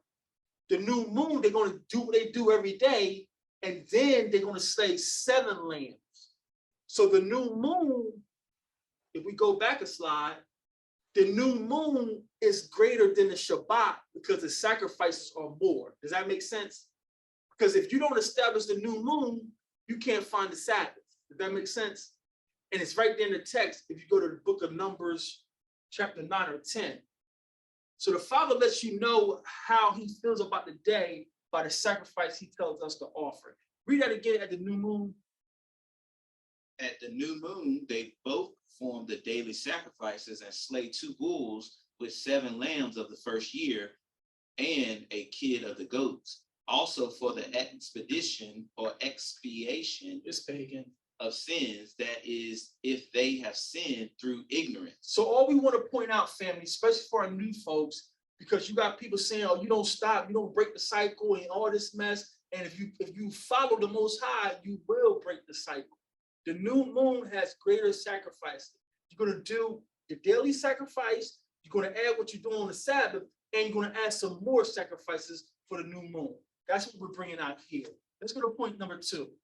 But on the 7th month, with the Macedonians called It Hyperboreteus, don't matter. they make an addition to those already mentioned and sacrifice a bull, a ram, and 7 lambs, and a kid of the goats for sins. So now Josephus is saying, he's talking about us, his own people. He says on the 7th month, we do even more sacrifices. What's the first day of the 7th month? Feast of Trumpets. So the first day of the 7th month is the Feast of Trumpets. We're doing even more sacrifices. The priests are. Read on. Well, that was it. On the 10th day of the same lunar month. So they're saying lunar month because, again, these pagans are trying to use terms people understand. We don't have a lunar calendar. Everything works together to get our days, because if the sun never sets, the moon never comes up.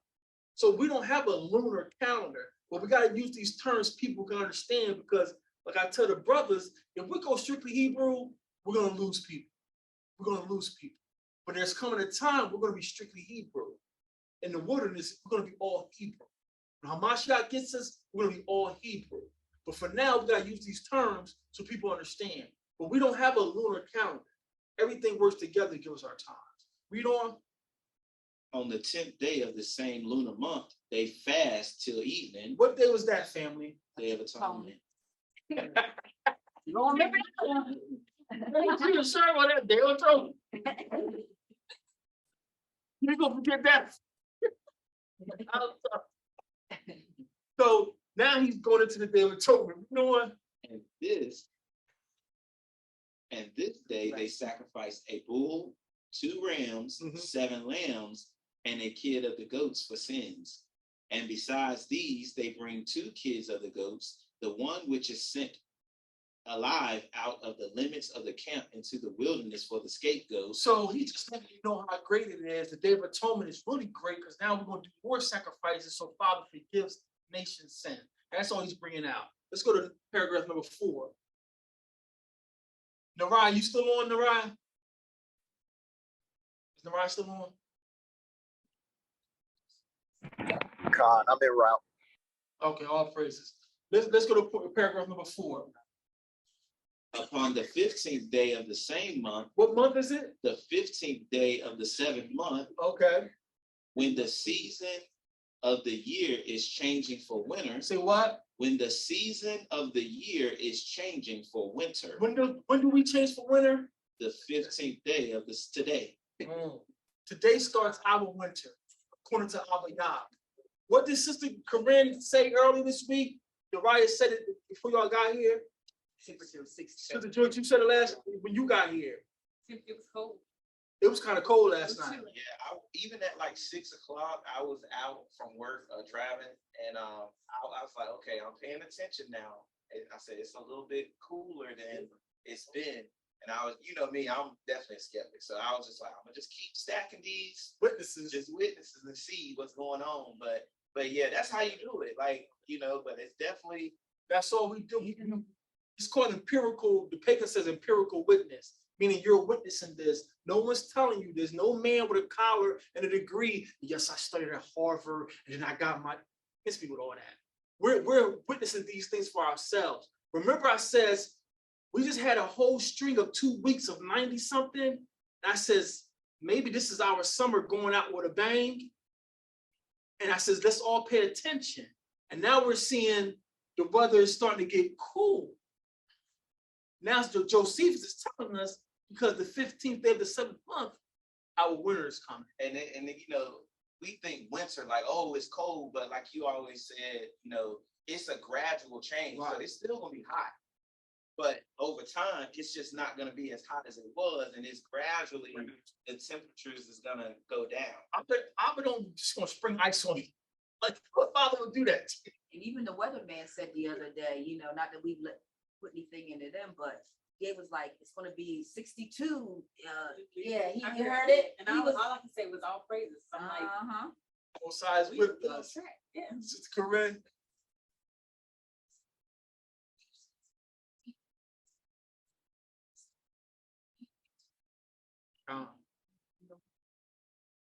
God, it makes sense. The evening can't be a good start or something. There's no heat. There's no heat. There's no light. How do you start something? How we don't do that? So these are confirmations. These are empirical witnesses that I've pulled y'all into because I don't want to seem like I'm crazy. I don't want to seem like I'm making up stuff. That's why y'all know with Telegram every year I be taking pictures of I said, look at this bee out here. I come home from work. It's December, and according to their system, it's December. This bee is pollinating a flower in December. Right. The bee is telling you, don't listen to Rome. No, that's what I'm over there talking about. It's hard to overcome this system. It's hard to overcome this. So when we're saying, for me, this is me, I'm like, man, like, it's not even because you don't want to. It's literally like, man, you never paid attention that the flower, the dandelion is February. Yeah. So we're not supposed to see that until what, March and April. According to their system. Right. And I'm like, man, this is a full-blown flower in the yard, and it's February. So like, Maria and Sister Joyce got baptized December 30th. And then I'm walking out for prayer at 9 o'clock and back at my job. I see that tree. I'm like, tree got buds on it. It's like January, first week in January. So this is confirmation that Abba's with us. But people who don't take the time, everyone just follow in line. I'm Hebrew, we're Hebrew, and now you're using words. Did you find out where they got Yahuwah from? Did you ask them why they doing 13 months? Well, no, I just fell in because they close. All praises you waking up, but don't stop there. Because if you stop, guess what you're doing? You're back in church. Right. Same thing you were doing in church. Now, well, why y'all doing this? And all I know, not my moray, your moray. We're not doing that here. You guys be Bereans and verify everything. Like sis was up here. I don't mean, no, verify what I'm saying. We got too many indoctrinations and these now you zooming everything and you're streaming everything and it's so pious and miss people. None of that matters. Verify everything, everybody. So it's the 15th day of the 7th month. The season is changing for winter. Read on. And the law enjoins us to pitch tabernacles in every one of our houses so that we preserve ourselves from the cold of that time of the year, as also that when we should arrive at our own country and come to that city, which we should have then for our metropolis because of the temple therein to be built, and keep a festival for 8 days. How many days? 8 days. So when does it start? The 15th. and runs for 8 days. That's our tabernacle. Read on. And offer burnt offerings and sacrifice thank offerings that we should then carry in our hands a branch of myrtle, willow, and a bow of the palm tree. I want to do this, but I need Sister Barb and Sister Corinne to help because I don't know trees.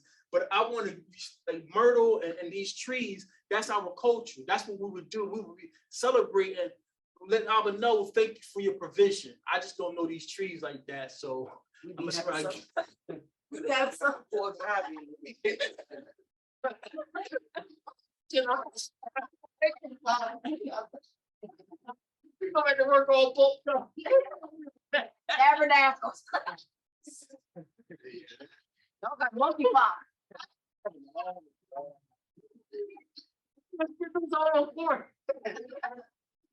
So, Sister Corinne, Sister B can help us, and so we can next year we can have these trees and have some branches. It's our culture, family. So for the second time, we don't really have to read about the sacrifices. Let's drop down to the very last sentence on the 8th day.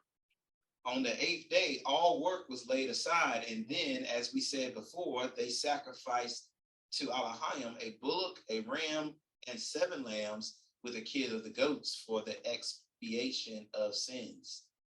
And this is accustomed to the solemnity of the Hebrews when they pitch their tabernacle. So he just let you know we don't work. This is a holy gathering. This is a holy convocation. It's Shabbat. It's Shabbat. So you guys are good because we're about to go. Let me get that organ. We're about to go. And how many pagans and ex-pagans in here? Pagans and ex-pagans did that Christmas thing. You bought a gift, accepted a gift. Oh, mighty Hebrew, now y'all ashamed. Now y'all ashamed. We're about to go and take you into the greatest form of Sakah that we have ever known. We're about to, we can't get you exact witnesses, but we're about to show you when our king was born. Anybody want to know when the king was born? Yes, spoiler alert, he was not born in a month called December. Everyone's in agreement. So we got a couple more slides. Let's get through this so we can feast up. Shemaya, take us to Psalms. If you got your KJV, it's Psalms 40 and 6. I'm gonna make a difference. I'm about to show you why we prefer the Septuagint, especially those online. I just see a new family, Brother Thomas and his family. I think we're going to show you guys why we prefer the Septuagint over the Masoretic text. So, Maria, you're going to pull Psalms 40 and 6 in the Masoretic KJV. Maria, read it from the Septuagint. I hope your Brigham reads like it's Britain. Oh no, I use the Britain on the online. Okay, so we're about to go to Tehillim 39 in the Septuagint, but it's 40 in the KJV. All about tabernacles, the Most High Sakah, he's providing. He's protecting what's in his hand. I wanted to get this out the way because I usually like to end the feast with Messiah, but this is something that I needed slides for pictures so y'all can see it, and we won't be able to do this out in tabernacles at the campsite. So I want to do this today, but I usually like to end the feast with Messiah. I'm just going to touch on the Messiah today to show you that he was born. I'm just going to say it. He was born closer to tabernacles. I can't prove it, but I'm about to show you some witnesses in the court of law. This is circumstantial evidence. And for anyone to refute it, show me some evidence that can refute this. But I'm about to show you some evidence that he was born during tabernacles, close to tabernacles. So again, I can't give you concrete witnesses. I'm being honest with you, but we're going to run this down. Tehillim 39 and 7. Shema. Read. Sacrifice and offering. Oh, so you got the KJV. Okay, KJV first. Come, read. Sacrifice and offering thou didst not desire. Mine ears hast thou opened. Burnt offering and sin offering hast thou not required. Read that again, especially for our new family, just learning. We don't want to leave nobody. We don't want you to just jump on board with what we're doing and what we're teaching, because it's not about us, not about no man, it's about the family getting understanding. Read that again in your KJV. Sacrifice and offering didst not desire. Mm-hmm. Mine ears hast thou opened. Burnt offering and sin offering hast thou not required. Read it in the Septuagint. It starts at verse 7. Mm-hmm. Sacrifice and offering thou wouldest not, but a body hast thou prepared me. Y'all see the difference? Y'all see the difference? Y'all see the difference? The King James that was written by Masoretic priests, Talmudists, they took that whole thing out by the body that you have prepared. Oh, we don't need that part because that's messianic. The Septuagint that's more ancient is saying what? Sacrifice and offering thou wouldest not, but a body hast thou prepared me. Whole burnt offering and sacrifice for sin thou didst not require.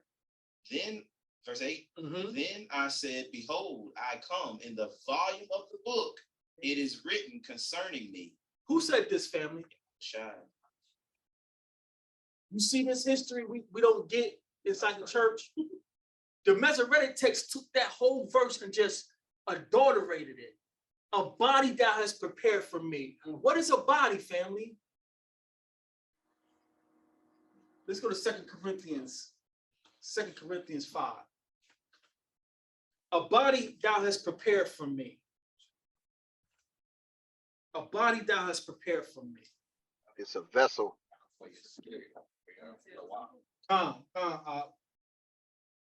2 Corinthians 5.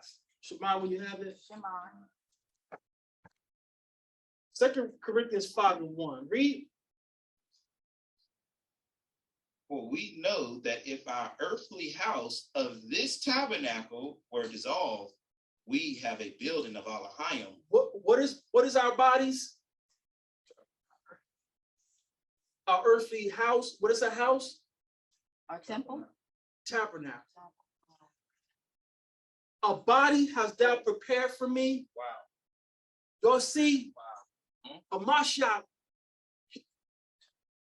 the Most High gave him a tabernacle, and he was known as what? I'm getting ahead of myself. Yahushua is known as Father. God is with us. That verse, we're going to get there. Emmanuel, he should be known as Emmanuel. Then I told you no one ever calls him Emmanuel. So he's going to be evidence that Yah is still with Israel. So now he prepared me a body to go show my Hebrew brothers, I haven't forsaken you, but y'all doing me wrong. I'm tabernacling with my people. Let's keep reading. For we know that if our earthly house of this tabernacle were dissolved, we have a building of Elohim, and house not made with hands, eternal in the Shemayim. For in this we groan, earnestly desiring to be clothed upon with our house, which is from the Shemayim or heaven, if so be that being clothed we shall not be found naked. Verse 4, for we that are in this tabernacle do groan, being burdened, not for that we would be unclothed, but clothed upon, that mortality might be swallowed up of life. We want the eternal tabernacle.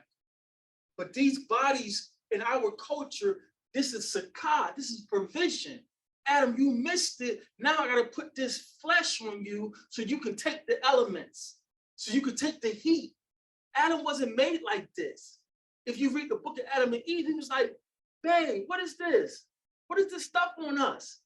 He says, my eyes. He says, we can't see the Malachayim no more. That was sakah, that was provision. I should have killed you, but I ain't gonna do you like I did Satan. I cast Satan in the darkness. But Adam, I love you. I'm just gonna give you provision. That's sakah. Now a new generation is popping up. Y'all are wicked. Now I'm gonna prepare a body so I can come and dwell among y'all. No, he's not the great I am. His reputation. He's in the place of Abba. Like, you get a message from Big Brother, go home. I listen to you. Dad said go home. That's what Hamashiach is. He's known as Yah is with us. So Abba prepared him a body, a tabernacle, so he could know what it's like to be on this earth. That's Sakah, family. Let's run it down. Let's go to Luke 1:27. Let's give you the birth of our king. A body thou hast prepared for me. Let's find out when this body came down to the earth. Luke 1:27.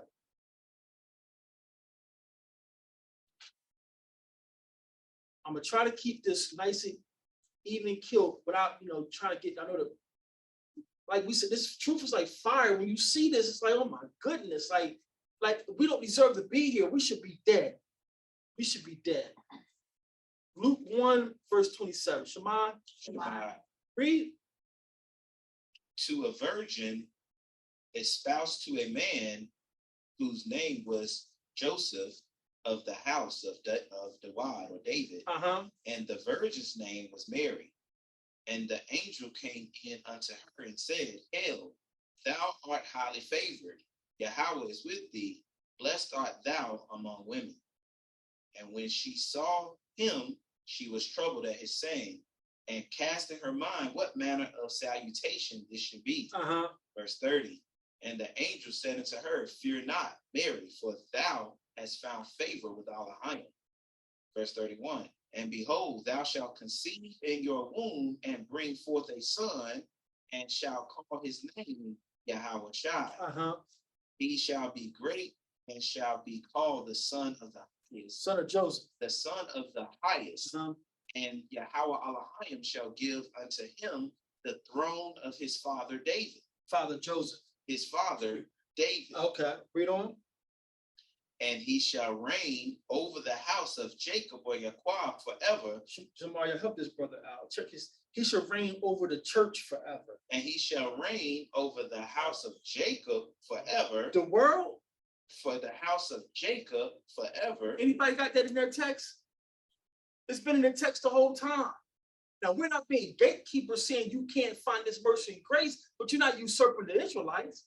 Not while I'm on duty. We're going to teach this book how it was written. He's going to reign over the house of David. If you're not of the house of David, play your position.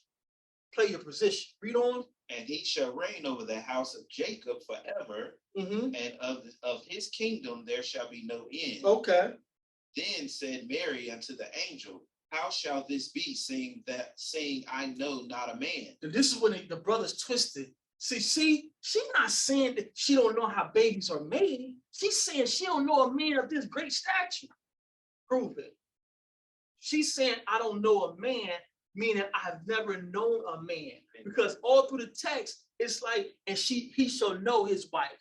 So right here, she's saying, I don't know a man. I've never been with a man. She's telling the angel, how? I'm pure. She's saying it out her own mouth, but these brothers with their little transitions and lines all over the place, they twist this. She ain't saying she's a virgin. She knows how babies come forth. She's saying that she don't know a man of this great stature. Bunch of commentary, bunch of ad-lib, a bunch of audibles. You're giving people philosophy just like the Christian pastor. Now you just got a bunch of Yahuwahs and Yahwehs all over the place. You're a devil like the rest of them.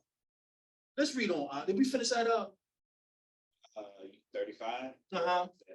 35. And the angel answered and said to her, The Ruach HaKodesh, or the Holy Spirit, shall come upon thee, and the power of the highest shall overshadow thee. Therefore also that holy thing which shall be born of thee shall be called the Son of Elohim. Y'all mind if we park here for a minute, do some textual criticism? Y'all hungry because we got snacks and chips. Y'all mind we do a little textual criticism? So if their position that Mary is not asking about how she's going to have a baby because she knows how babies are born, she's asking that she don't know a man of this great renown. Why did the angel go and explain to her how she's going to have the baby? Did the angel say Joseph is going to be with you? The angel just explained to her how this is going to come about. So Mr. King Judah, with all your lines and your menorahs, your smoke, come all over the place, this is textual criticism. angel tells her how it's going to happen. She just said, I know not a man, meaning not that I don't know a great man in Israel like this. I'm pure. I haven't been with Joseph. So the angel proceeds to tell her. Read it again, Al. And the angel answered and said unto her, the Ruach HaKadosh shall come upon thee, and the power of the highest shall overshadow thee. Therefore also that holy thing which shall be born of thee shall be called the Son of Yah. So let's do some textual criticism, Hebrew style. What does the word holy mean? Set apart. Set apart, right? So if Joseph did the thing that a man do, how is this seed holy? You see that? Because when Abraham had Isaac, yes, Isaac was the promised seed, but Isaac came from Abraham going into Sarah. This seed didn't come from no man knowing a woman. If you're saying this otherwise, show me the text that it says Joseph knew Mary. Because the text tells us, and he knew not Mary until she brought forth her firstborn son. This is just stopping on the way to go on something. So this is our king being prophesied, and Mary, Maryam, water, sweet water, being a noble woman, she's receiving it. Read on. And behold, thy cousin Elizabeth, she have also conceived a son in her old age. And this is the 6th month with her, who was called barren. This is the 6th month with her who was called barren. What is the angel that's telling Mary about Elizabeth, her cousin? She's also having a miraculous birth because she was barren. Mhm. And that How many months is she? 6 months. 6 months. You need let the sister do this. Wait. You got to take longer to do that. Let the sisters carry this one. So, okay, the angel just told Mary that your cousin is 6 months pregnant. Everyone with us, right? Let's drop down to verse 39. Mary just finds out her first cousin is 6 months pregnant. Verse 39. And Mary arose in those days and went into the hill country with haste into a city of Judah, and entered into the house of Zacharias and saluted Elizabeth. Anybody want to take a guess what Elizabeth means in the Hebrew? Anybody want to take a guess what Elizabeth means? I haven't put it together yet. It just, this stuff pops. You can't turn, once you turn this on, you can't turn it off. Elizabeth is an adulteration. It's saying, so we don't have no E's, right? So turn that E into an A. What word is that? Alabeth. Just the Beth part. Turn that E into an A. What word is that? How would we say that? Bayat. Not by Yah. Allah Shabbath. What's the Hebrew word bath in Hebrew? Not house. Daughter. Why you so? Because I'm Bath in Hebrew is daughter. So all of you sisters, y'all are Bath Yahawada, Bath Yashar'Allah. Or to put it more locally, you are Bath elder. So if someone asks you, you're not going to mention your mother because that's not our culture. You're going to say, I'm the daughter of, and then if he was a Levite, you're going to run back all the way to Aaron. So Elizabeth or Elizabeth, she's telling people, I'm the daughter of who? Not Alahayim. Think of what tribe she's from. She's telling her parents named her, she's one of the daughters of Eleazar. And Eleazar was the son of Aaron. So think of every Elizabeth y'all have met in your life. Think of every Elizabeth you done met in your life. And that makes sense though too, because Levites were supposed to stick with Levites. So this is learning something on the way to learning something. That prophecy to Abraham and the whole world should be blessed by you. You're naming your daughter Elizabeth because of my ancestor. They stole it. You see how powerful this is? Her name is not Elizabeth. Her parents said this is one of the daughters of Eleazar, who's a daughter of Aaron. She's a Levite. Now you got all these people over here that y'all met in school, Beth and Elizabeth. I knew. Let's move it on. Moving on. Next verse. So that's just to learn something. A way to learn something. She's a daughter of Eleazar, right? So let's keep going. Mary's going to visit her first cousin with some good news. Read on. Verse 41. Mm-hmm. And it came to pass when Elizabeth heard the salutation of Mary, the babe leaped in her womb, and Elizabeth was filled with the Holy Spirit. So the baby inside Elizabeth heard the voice of Mary and kicked Elizabeth, and it says Elizabeth was filled with the Ruach. Why did this just happen to Elizabeth? Why did this happen to Elizabeth? Presence of Mashiach came down. Yeah, Messiah. The Messiah, by her coming in with Messiah inside of her. That means Mary is what? She's already. Mary's already pregnant. And how many months was Elizabeth? 6 months. Y'all see where we're going? Yeah. Elizabeth gave birth to who? The Baptist. John the Baptist. So John the Baptist is how many months older than our king? At least 6 months, right? Y'all with me? Yeah. The text is saying this. I'm not making this up, right? Gerald, 36 says, hold her cousin. give me my mic. That's not right. It said that verse 36, when he said that the whole The battery dying on that. Elizabeth, she had also conceived. Ooh. So meaning that you have just now conceived, and your cousin is already conceived. So That's a good witness. That's a good witness. This also means two. That's a good eye. That's a good eye. That's another strong witness. She's already believed, and the angel, y'all know the story, because of your faith is done. So this is another witness. She's already conceived, and John the Baptist is 6 months older than his little cousin, our king. That makes sense? We all reading this together? Okay, let's go to Luke 1, verse 56. Shalom. Let's go to Luke 1, verse 56. John the Baptist is 6 months older than Hamashiach. 6 months older than Hamashiach. Luke chapter 1, verse 56. Shema, read. And Mary abode with her about 3 months and returned to her own house. So she got there when Elizabeth was 6 months, and she stayed with her for 3 months. What happened?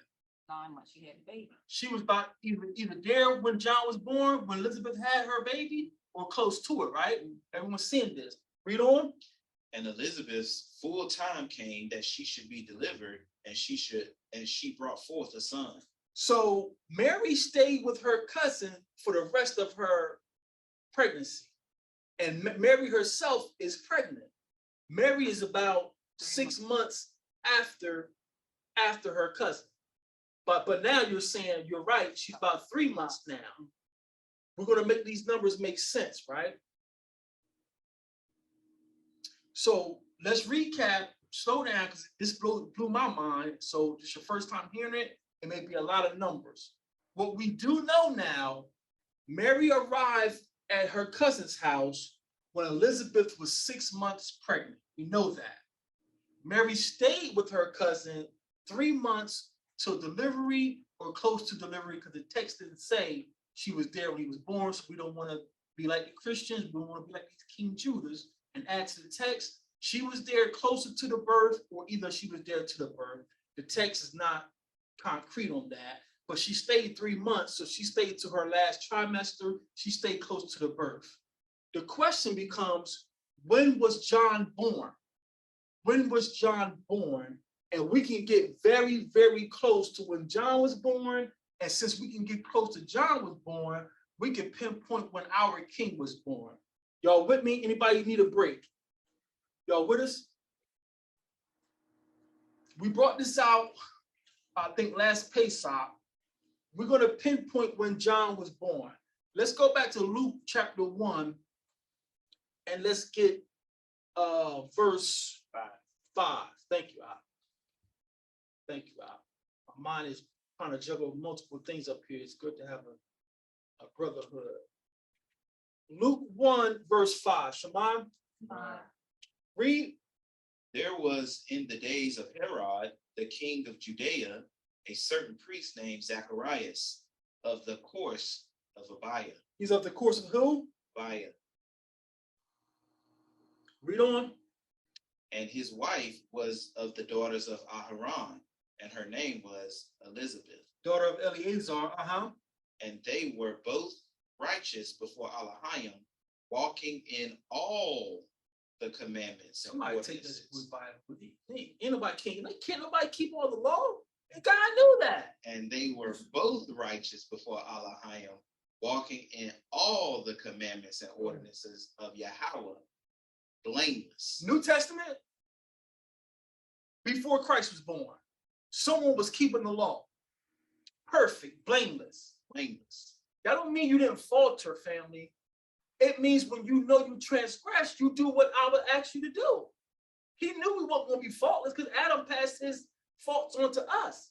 So this whole thing about perfect in the Greco-Roman sense, Abba is not asking us to be perfect in the Greco-Roman sense. We don't walk on eggshells in front of Abba. That's not fearing Abba. That's not the fear he wants you. The fear is respect me. So I'm not going to blatantly go out here and drink myself to death in some club with a bunch of loud music and scantily clad women. And now, Father, help me get out of here without sinning. No, we don't play those games. We don't play those games. But when I do fall, Father, I cuss that brother out. I shouldn't have talked to him like that. We Tamah, we get marked back by the blood. Father, forgive me by the blood of your son. That's Tamah. That's what that pagan word perfect, they took it from the Hebrew, Tamah. Be marked by the blood, be marked by water. So the Father wasn't asking you to be perfect. And God knew you couldn't keep the law, and that's why he sent his son, stop it. Because we just got to witness it was people keeping the law perfect before the son was born. You already got a way to get back in good grace if you mess up. You forgot to keep a fast. You forgot to keep a feast day. Repent and just march on. I'm not trying to kill you, son. Just respect my law. So John or his parents, Zacharias and Elizabeth, they're Levites. And Zechariah, his course is with Abiah. So Abiah is one of the ancient Levites coming out of the wilderness. Let's find out what his course is. Let's go to First Chronicles chapter 24. And this image on the screen is going to make sense. First Chronicles chapter 24. The course of Abiah. When was Zechariah's servant in the temple? First Chronicles 24 and verse 9 through 10. Shemai, read. The fifth to Malachiah. Just for because we're here, let's go back to verse 2 to show you Elizabeth's name. What he and Gerald, I don't know, I haven't parsed it out all the way, but I think Gerald pronounced it pretty much close to how it's gonna sound in Hebrew. This is First Chronicles 24, verse 2. But Nadab and Abihu died before their father and had no children. Those were the two sons of Aaron. They offered strange fire that the most they did it in a way Abba didn't ask, so Abba killed them. Okay, read on. Therefore Eleazar and Ithamar executed the priest's office. So Eleazar and Ithamar are two sons of Aaron. All the high priests came from these two brothers. So Elizabeth, her name is not Elizabeth, it's some form of Eleazar, daughter of Eleazar. Her parents were letting you be known she's a real Levite. She's a real Levite. But that's just for context. And so verse 9. Count. The fifth to Malachiah, Mhm. the sixth to Mayama, the seventh to Hakaz, and the eighth to Abiah. So these are the orders of the priests, how they serve into the temple. And the numbers there, the fifth, the sixth, the seventh, and the eighth is referring to their weeks. Their weeks. So Abaya, according to the text, Abaya was to serve in the 8th week. How many weeks in a month? So if he served on the eighth week, he's serving the second month, the last week of the second month. Everyone sees that? Abaya's term in the priesthood is the last week of the second month. Zechariah comes from this line. So he's following his how many great-grandfathers? That's his place. He's under Abaya's priesthood. So Zechariah and the priest, this is another tool that proves there's no 13 months, because the priest is 12 months and the priest serve from Sabbath to Sabbath. Y'all notice what happens when you get to the, what is it, the 4th, 7th month?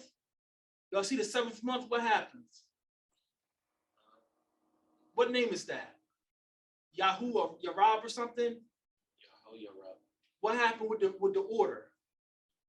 Go to the first month. Who serves in the first month, first week? It starts over. The priesthood starts over.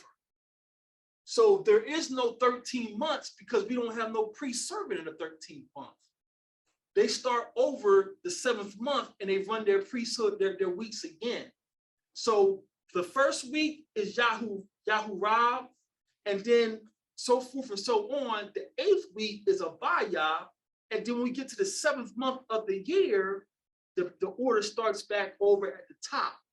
So there's two possibilities for Zechariah's service in the temple. There's two possibilities of what time of the year it is.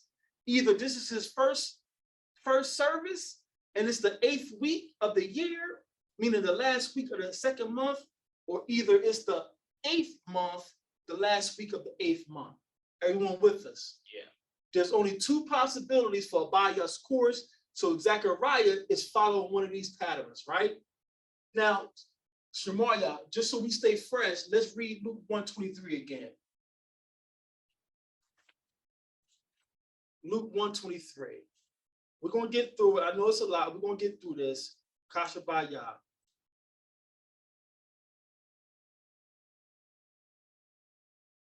Luke 1:23. Shema, read. And it came to pass that as soon as the days of his ministration were accomplished, he departed to his own house. And after those days, his wife Elizabeth conceived. So now we got some more clues. It says after his days, he was so excited he couldn't wait to get off duty. Can you imagine being married and your wife is a beautiful woman? You've been a holy man, but father has withheld her womb. And now you get this angel telling you why you serving. Elizabeth's going to give you a seed. And you know it was special because it's going to be a male. So he was burning them incense like the rod. He got out of there and went. So after his course, huh? Don't mess it up. So he's so excited that Zechariah just runs out the temple soon that next Shabbat. And his boom, I'm going home. So his wife, she got pregnant after his course. So if this is his first time of the year serving, and his course is at the end of the second month, just for easy math, let's say Elizabeth got pregnant in the 3rd month, because his course is over in the 3rd month. If she got pregnant in the 3rd month, sisters help us out. Y'all know those weeks, I'm 4.5 weeks. Man, just give me, how many people pregnant or not? Baby's 18 months. So if Elizabeth got pregnant in the 3rd month, and according to Abba, a pregnancy lasts about 9 months, when was John Baptist born? That's one possibility, right, Nariah? I just want to make sure I'm reading this right. Is this saying that they worked 1 week every 6 months? These are Levites that got different offices. Because let's get what Zechariah, he had an easy, to me, he had an easy office. He wasn't slaughtering the animals. His office was to burn incense. So that's all he had to do for his week of service. For 6 months. Yeah, he got it easy. There's some Levites, their office was to keep the candles burnt around the temple. Then the high priest, they got to kill, they got to slaughter. That's a lot of work. That's a lot of work. And you got to do it without having to can't be complaining because I won't hear you. So, but Zechariah, he lucked up because I'm not belittling his office because it's great, but all you're doing is burning incense in the temple. So, you know, he had it. The Levites had different offices. Even the Aaron's sons wasn't equal because the high priest can only come from Eleazar. So you can't be a high priest if you're not from Eleazar. The other priests come from the other son. Ithamar, his sons were the other priests, the porters, the ushers, the singers. They come from Ithamar. The high priest come from Eleazar. And Abba told David to do that. And I just wanted, for clarity, I think Nariah is trying to ask, did he only work 2 weeks out of the year? So is that what you're trying to ask? Yeah. Right. Yeah. The only other thing caveat I'm going to throw in there is some research, I believe, in Second Ezra for feast days. It's like all the Levites had to help because there's so many sacrifices. For right now, Day of Atonement and Tabernacles, they're helping their brothers because they're sacrificing for the nation. So, but Zechariah's main job, he's from Abiah's course. Y'all keep the incense burning in the temple. That makes sense. So he got your course is easy compared to slaughtering animals, doing all that blood and stuff. Like you got it easy. So right now, if this is the beginning of the year and Elizabeth gets pregnant in the 3rd month, 3 + 9, John is born somewhere in the 12th month, close to our new year. But if this is his 2nd time serving in the temple, because the order repeats, and she gets pregnant in the 9th month, sisters help us out. If she gets pregnant in the 9th month and carries for 9 months, when was John the Baptist born? Sisters? 5th? 6 months. So we got 2 possibilities for John the Baptist. Either he was born in the 12th month or he was born in the 6th month. And we need John the Baptist because we know our king is 6 months younger than his older cousin. Everyone with us? Is it the 5th month? I thought it was the 5th month. The 5th month. I can't Because so month 9, 1, 10, 2, 3, 4, 5, 6, 7, month 3, 8, 9 would be the 5th month, right? Right. So if she's pregnant in the 9th month, she's having the baby in the 5th month. Yeah, because 9 plus. Or are you saying because his course was the 8th month, right? Right. She got pregnant after his course. So we saying start at the 9th month, Right. then she would be right. Yeah. Right. I told you that. No, but hey, make sure, check, because if you it's the same visual we starting at. So these are 2 possibilities for John the Baptist. He was born in the 12th month or he's born in the 6th month. And we need his reference because he's 6 months older than our king. Everyone's with us. So again, it says, and after Zacharias finished his course, he went home, and after those days, Elizabeth conceived. We're not sure exactly what week, what day. It says after his course, she conceived. So she either conceived after sometime in the 3rd month or sometime in the 9th month, she's conceived. I just want everyone to be clear to do the math. Everyone's with us. So we got 3rd month, 3 + 9 is 12. John the Baptist is born in the 12th month, or 9 + 9, he's born in the 6th month, 5th month. I'm confused. 6 months. I know. All these numbers. So all right. Let's regroup. So his course was the 8th month. Right. No. I mean, I'm sorry. Yeah, his course it ended on the 8th month, Right. but she got pregnant we're saying the 9th month, it said after. his But course. there's two possibilities, remember, because his first course is in the end of the second month. Right, but because for the second part is the one where Come. we was confused. Go ahead. So I see. starting at 9, Miss Joy is gonna be correct. It's gonna be the 6th month. John is born in 6 months. Right. If she gets pregnant after his second time serving, John the Baptist is born the 6th month of our year. Correct. Gerald, I see him. So, okay, still what we're doing, 26.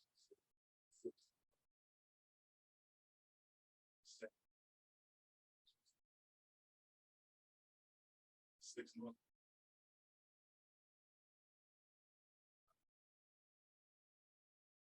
Let's go to it, because that's what threw me off. Let's go to it. What's that? Luke 1 and what? 26. 26. So read it out.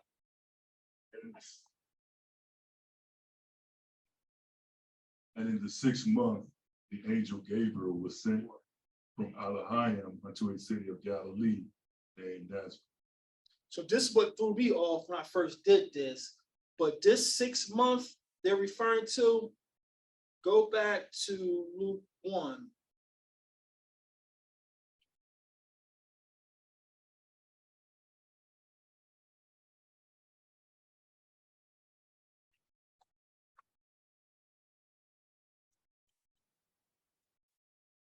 Go back to Luke 21 and 24. That 6th month, and this is what threw me off for a couple months when I was doing this, because that threw me off. But this 6th month right there, it's not referring to the Hebrew calendar, it's referring to Elizabeth's pregnancy. So read Luke 1:24. Anybody? And after those days, his wife Elizabeth conceived and hid herself 5 months, saying, "Oh, yeah." Right. So she hid herself for 5 months, and now when you get to verse 26, and in the 6th month, the angel Gabriel was sent from Yah into a city of. So this 6th month is referring to Elizabeth, not the Hebrew calendar. That threw me off. I was confused with that. So that's those Berean questions. That's when I know people are reading and paying attention. That's a Berean question. So that's a great question. That 6th month is referring to Elizabeth's pregnancy. Everyone see that? So now we got our two possibilities for John the Baptist. Either he was born, I'm scared to say nothing. Why you think? Let's speak up. In the chat said it's about 40 weeks for a baby, though, right, ladies? They said yes. 40 weeks is what?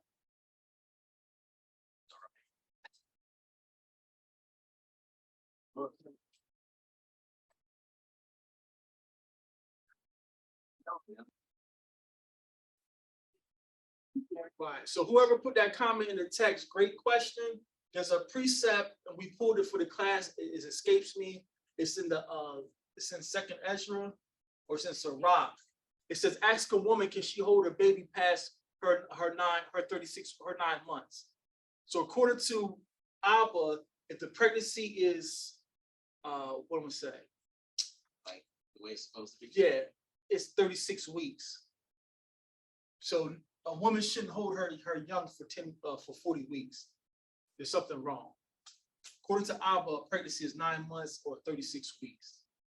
And you can Google the verse, but it's a rock that a woman asks a woman, and I think he says it in one of the prophets. Second Ezra. He said, "Ask a woman, can she hold her birth past 9 months?"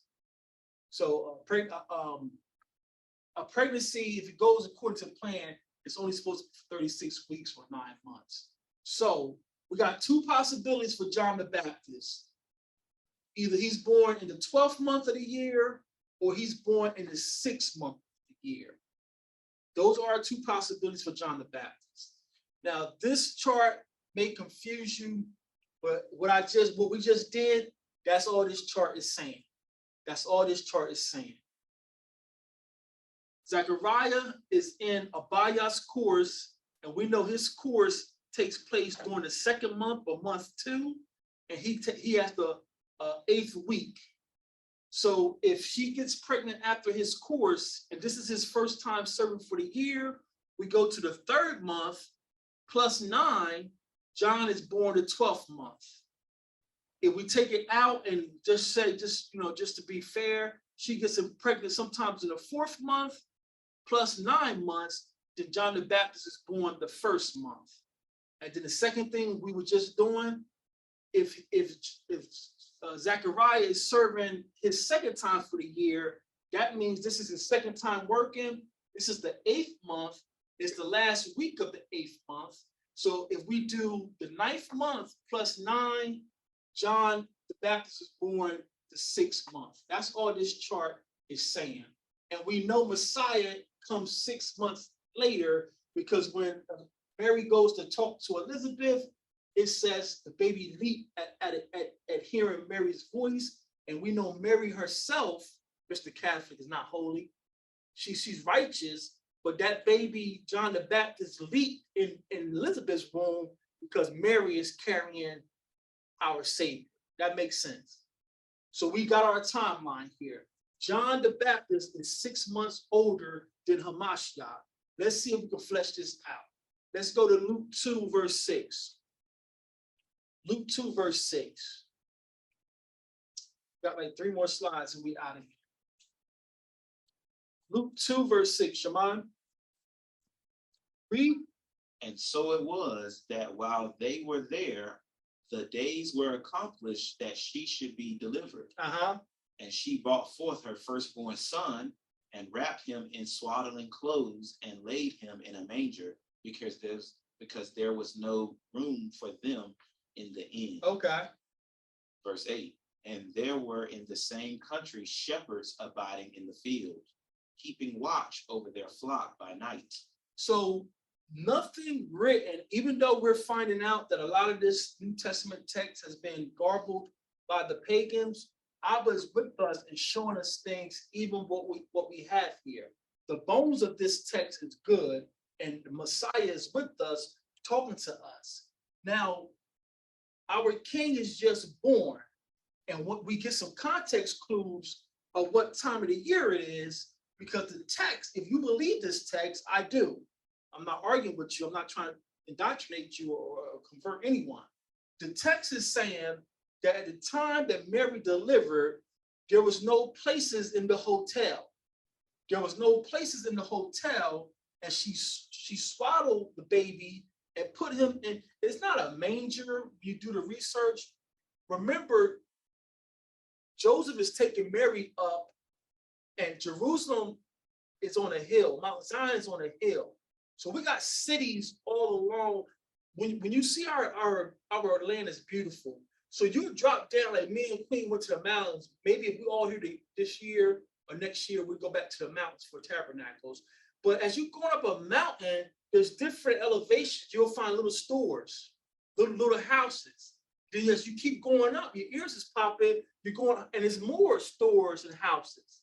That's how Mount Zion is. So as Joseph is taking Mary up, because also the Roman emperor says, I want the people numbered. Why did the Roman emperor want the people numbered? So he can know how much taxes I'm going to collect for Caesar. So he's saying, number the people as they're coming into Jerusalem. So as Joseph is taking Mary back up into Mount Zion, it's not a manger. They stop at this elevation, and it's a place where a shepherd would take his sheep in if it starts raining. Your king was born in a shepherd's pen. Y'all catch that one. Y'all catch that later. So it's not a manger where they're keeping cows. It's a cliff. It's a little elevation on a mountain on the way up to Mount Zion, where the shepherd will pull his sheep in, coming out the rain, and he's going to be in this little like cave type place. So, and then it says that the shepherds were in the field, keeping watch over their flock at night. We were all outside last night at different times. We said it was kind of cold. So we got history how our elders did things back in these days. This is you respect seminary and theologians and college and degrees. This man Unger is a theologian. You learn about him in seminary. He wrote a Bible dictionary. Unger's Bible dictionary. This is a clip from the climate of our land. Can you read that for us? Climate, because of the diversity in elevation from Mount Hermon, snowy 9,101 feet to the Dead Sea's tropical 12,090 feet below sea level, a great variety of plant and animal life is found. In the hill country, prevailing western winds create adequate rains from October to April. When does the rains come? October to April. So according to their system in our land, rains are coming from October to April. Read on. Eastern winds from the desert bring intense heat and discomfort. 2 seasons characterize Palestine. Israel, they changed the name out of disrespect. They wanted to erase Jacob's name, and one of the Roman emperors says we're going to call it Palestine, and that's after the Phoenicians. It's disrespect to us. 2 seasons characterize Israel, Yasharallah. 2 seasons characterize Yasharallah. Winter, moist, rainy, and mild, lasting from November to April. And summer, hot and rainless, lasting from May to October. What did y'all notice about these seasons? It's only 2. It's only 2 seasons. No spring and fall. It says the rain comes, this source saying the rain comes November to April. How is your king born in December in snow and ice and cold? You have the wrong king. Let's pull another witness. This is another theologian, Smith. Everyone wants to talk about Israel. Everyone wants to be a scholar about Israel. So Smith Bible Dictionary, he goes and gives you the rainfall in inches.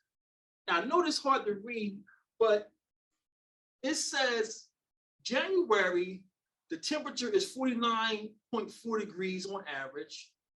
The rainfall in inches is about 13 inches of rain in January. It says, what's the next cap? Oh, that's Damascus. We ain't worried about that. So in Jerusalem, in February is 16 inches of rain. March is 8 inches of rain. April is 2 inches of rain. May is 1 inch of rain.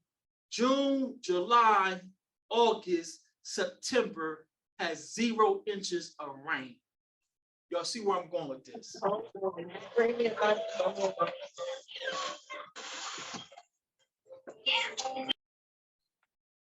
Did you have a question? Y'all see where I'm going with this? In September, for us in our land, even though we're using the Babylonian Roman calendar, from June to September, there's no rain. But notice the change in October. What number month is October? What octo means? 8. So around the 8th month of their system, we start to get 2 inches of rain. November, 2 inches of rain. How many inches in December? You think a Hebrew man got a pregnant woman, whether it be his or not, gonna have a woman out traveling, knowing it's gonna be like 12 inches of rain this month? Things are not adding up, family. Things are not adding up. Let's get some more witnesses here. So I said all that to say this. Let's go back a couple slides. We can sort of 86 that it's the second time he's serving. We can sort of take this off the table because our 8th month rains are coming. So I can't say concretely, but circumstantial evidence, Abiah or Zechariah is not serving his second time in the temple. It's more likely going to be his first time. I'm going to bring it out, show you what I mean.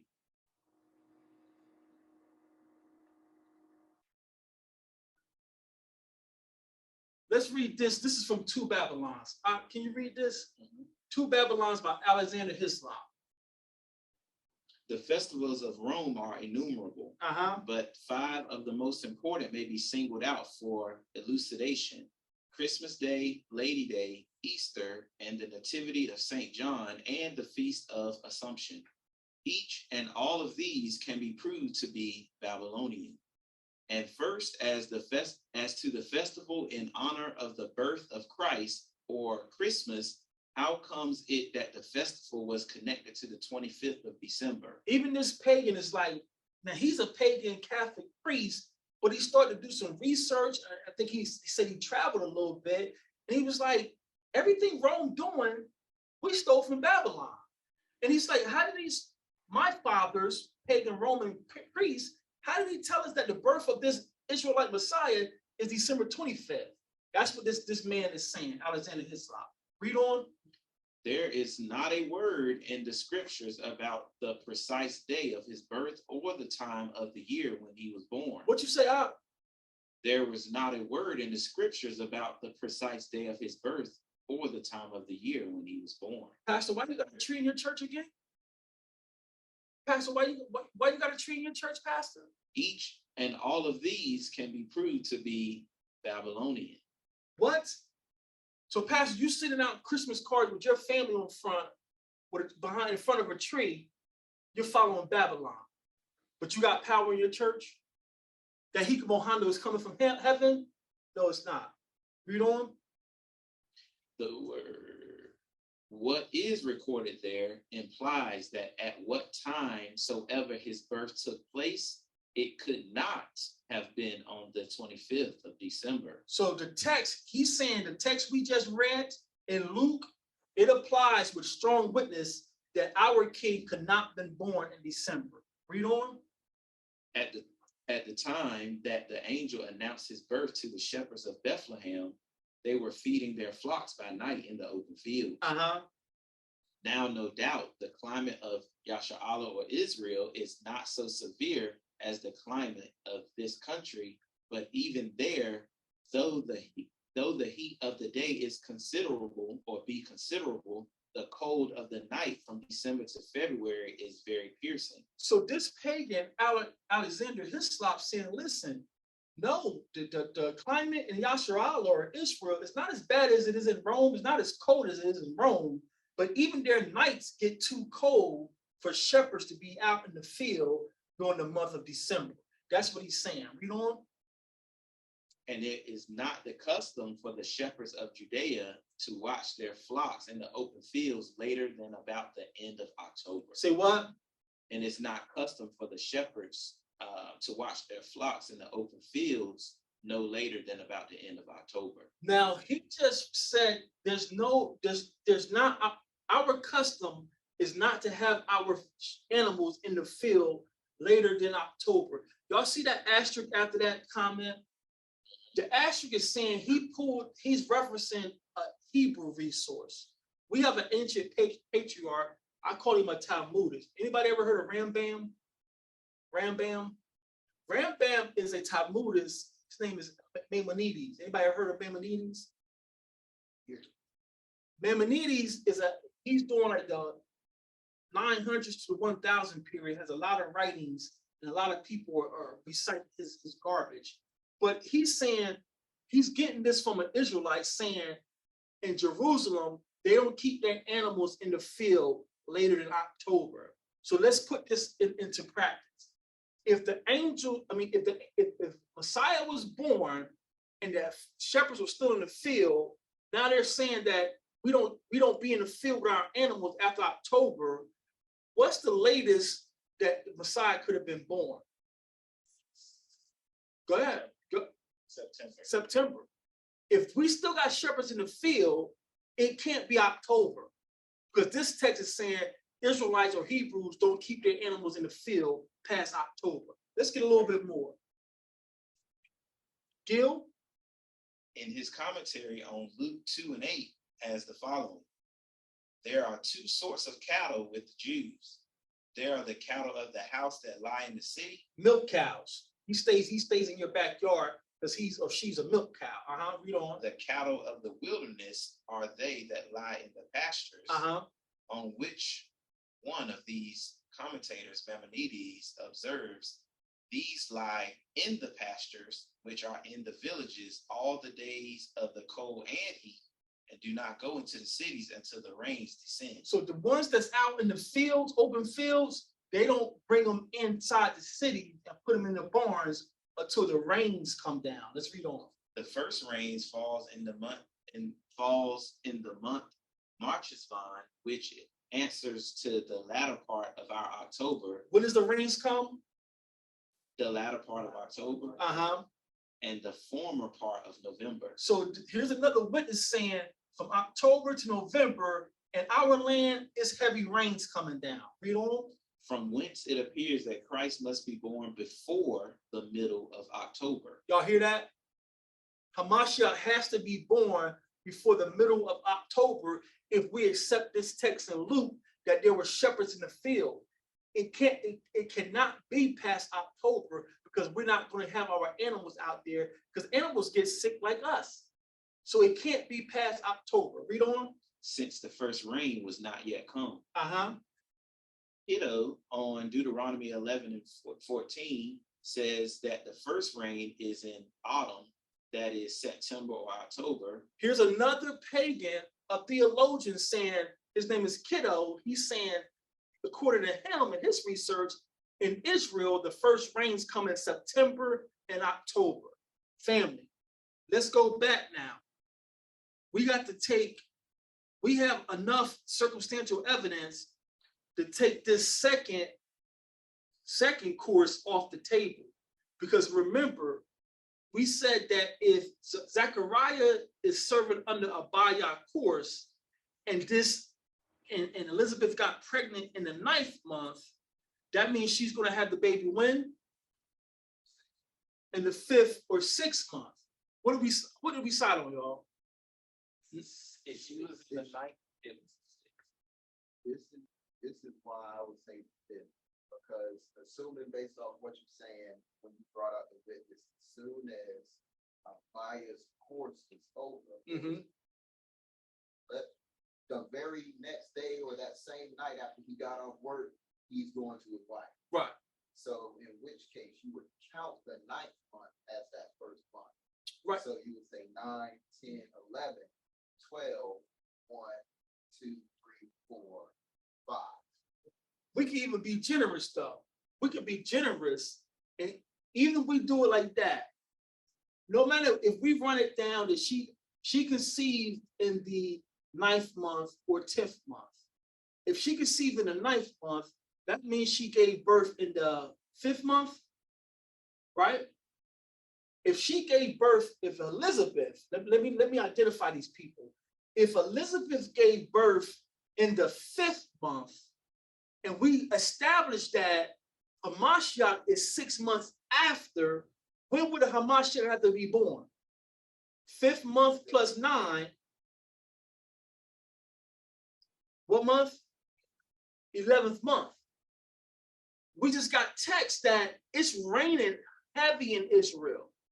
Shepherds don't be in the field past October. Y'all see where we're going here? So Zechariah can't be serving his second time in the temple. It has to be closer to his first time.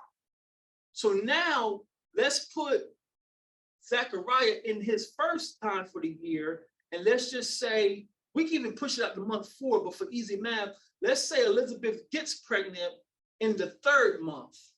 She conceives when? 3 plus 9? She conceives in the 12th month. And Hamashiach is coming 6 months later. If Hamashiach is born 6 months later, when is he born? The 6th month, right? This is circumstantial. We can't concretely say this, right? But we got more context clues to say it was the 7th month. We're going to show you why. Last slide.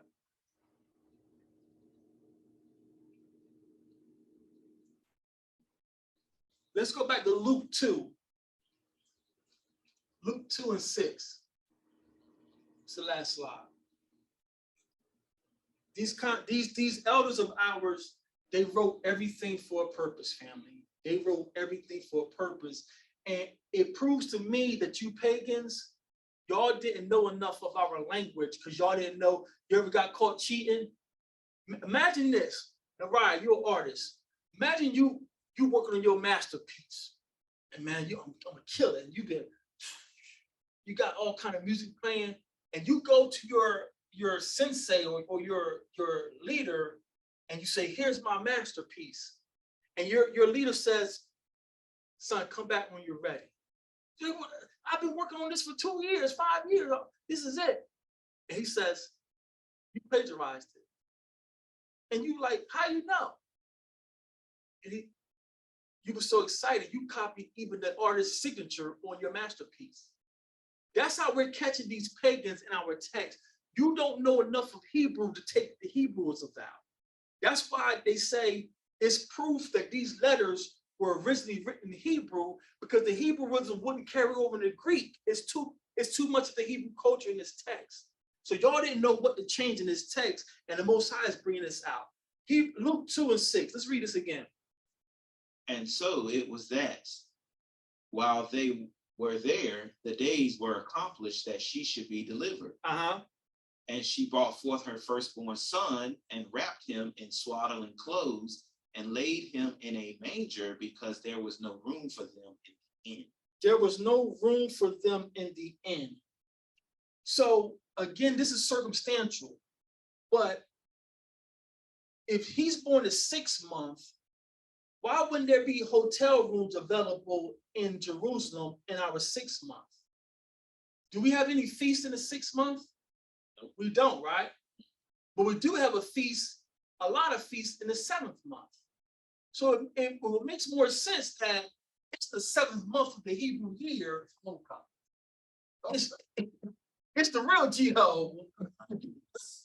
So it makes more sense that our king was born in the 7th month. And that's why there's no hotels, because all the Hebrews are home for feast. First day of the 7th month, trumpets. 10th day of the 7th month, atonement. And then the 15th day of the 7th month, what makes sense to come home for one feast in the 7th? I'm staying the whole time. Right. So now we got more concrete or circumstantial evidence. Our king was born closer to the 7th month. Now, the last caveat, let's go over to Luke 7. That makes sense? Yeah. Let's go to Luke 7. Bring this home. I know y'all ready to eat. I'm ready to eat. But this be so good sometimes. Let's go to Luke 7. I did it again. Help me, Father. Help me, Father. This is what happens when you study with no coffee. Luke 7. This is what I try not to drink coffee too late and not copy the same thing. Luke 7:14 through 16. Most High gonna bring this out. Is that the one you wanted? Come on.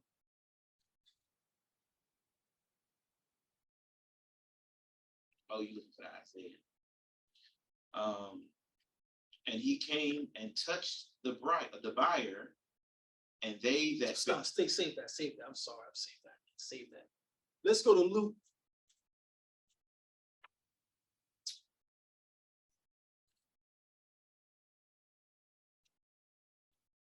Let's go back to Luke 1. I'm sorry, family. I want to make sure this is laid out properly. Let's go back to Luke 1 and to the top of Luke 1. All right, Pat.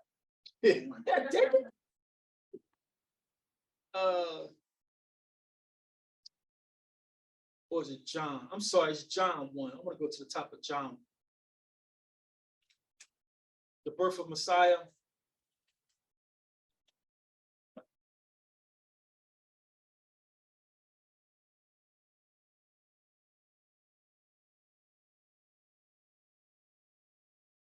Where is?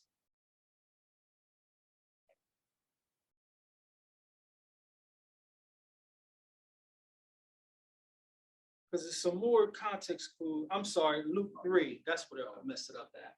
One of those was supposed to be Luke 3. Let's go to Luke 3. Luke 3. Luke 3, thank you, Father.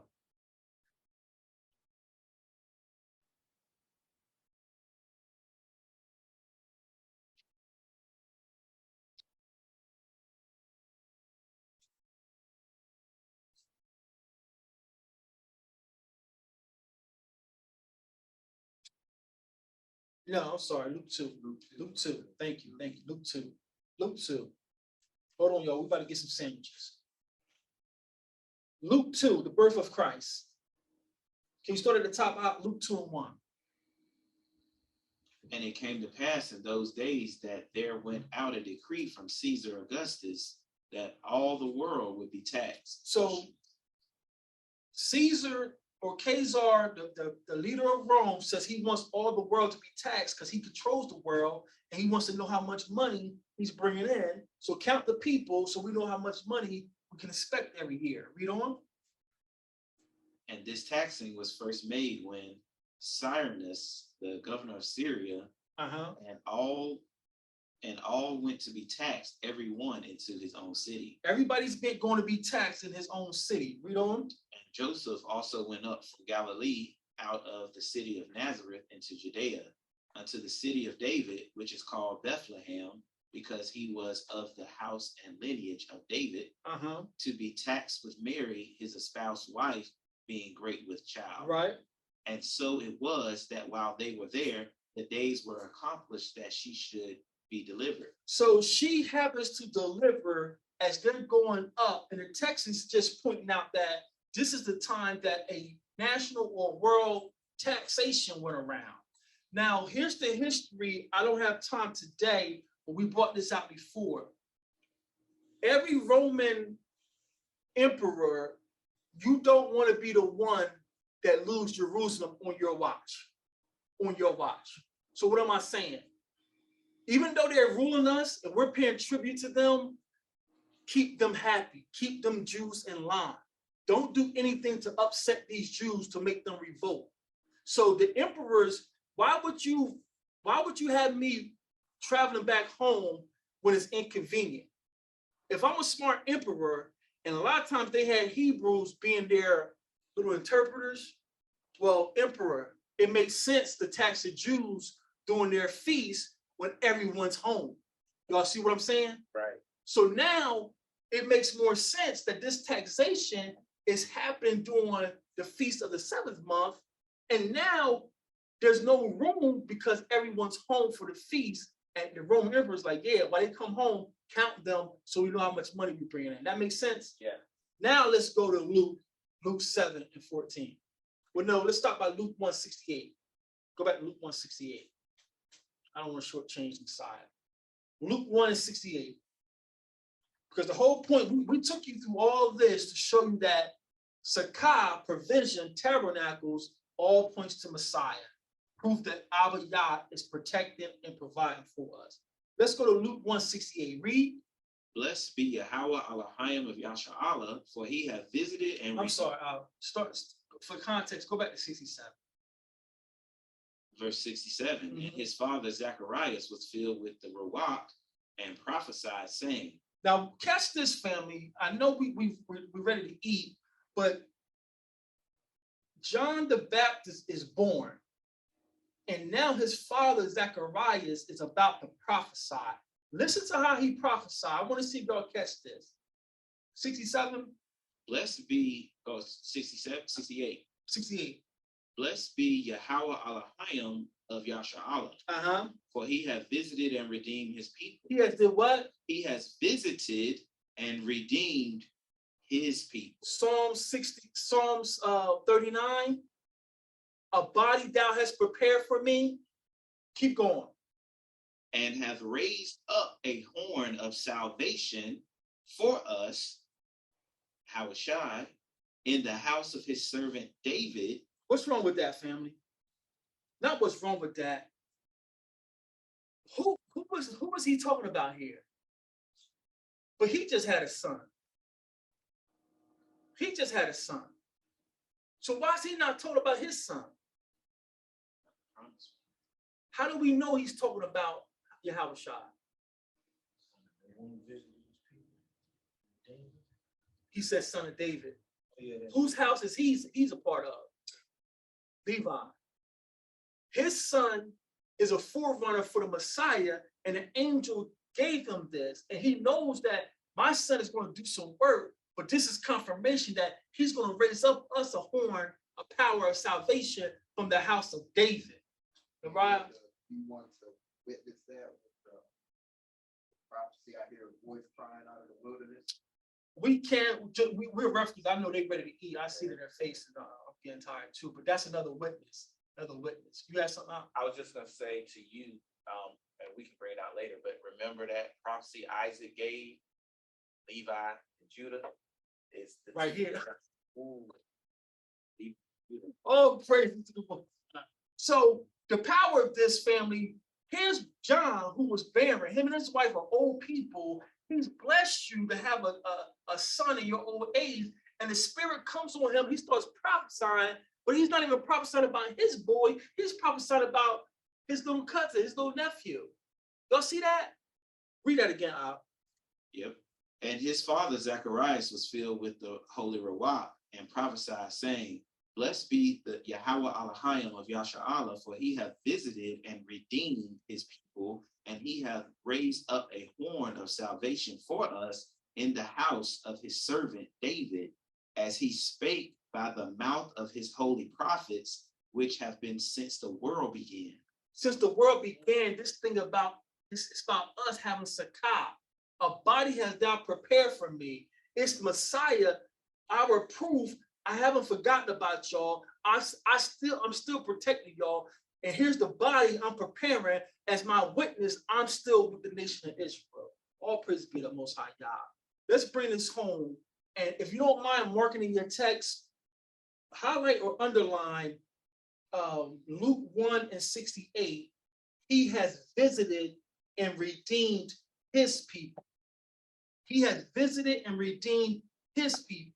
Not the Pentecostals, not the Baptists, not the Lutherans, not that he got it, name it, claim it. He has visited and redeemed his people. Now let's give you a witness and bring this home. Let's go to Luke 7:14. Luke 7:14. Shema. Read. And he came and touched the bier, and they that bare him stood still. So the backstory here, family, a baby, not a baby, a boy has died, and his mother is weeping, and they're carrying the briar or bier or whatever, must be a horse and carriage or something. So the mother, Yahushua sees the mother in pain, and he stops the people from moving, and he's about to do something. Read on. Sorry, which verse? What you that? 14.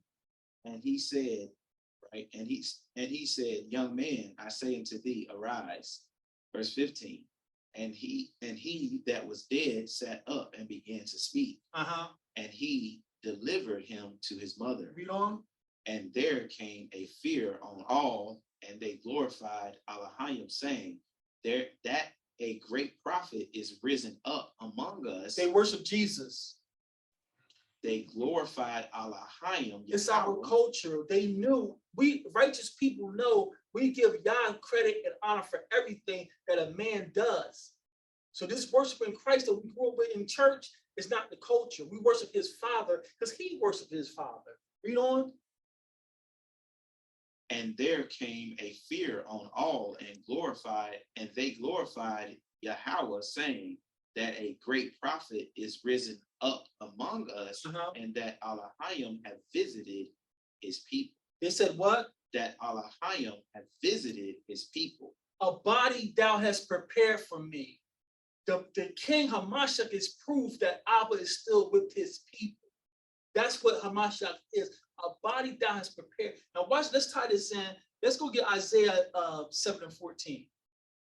Isaiah 7:14 and 9. Somebody get 9 and 6. We'll wrap this up.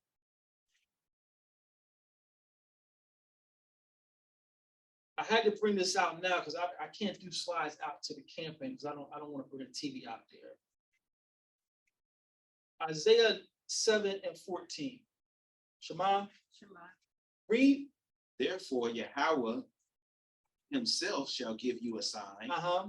Behold, a virgin shall conceive and bear a son, and shall call his name Emmanuel. Now, this is not what people think it is, but Hamashiach is the fulfillment of this because he's the one that has the reputation that this is proof Abba Yah is with us. No one ever called him Emmanuel. So people miss this even in the church. He's proof, and the people just said it when he raised his baby or this boy up. A prophet is with us. Abba Yah has visited his people.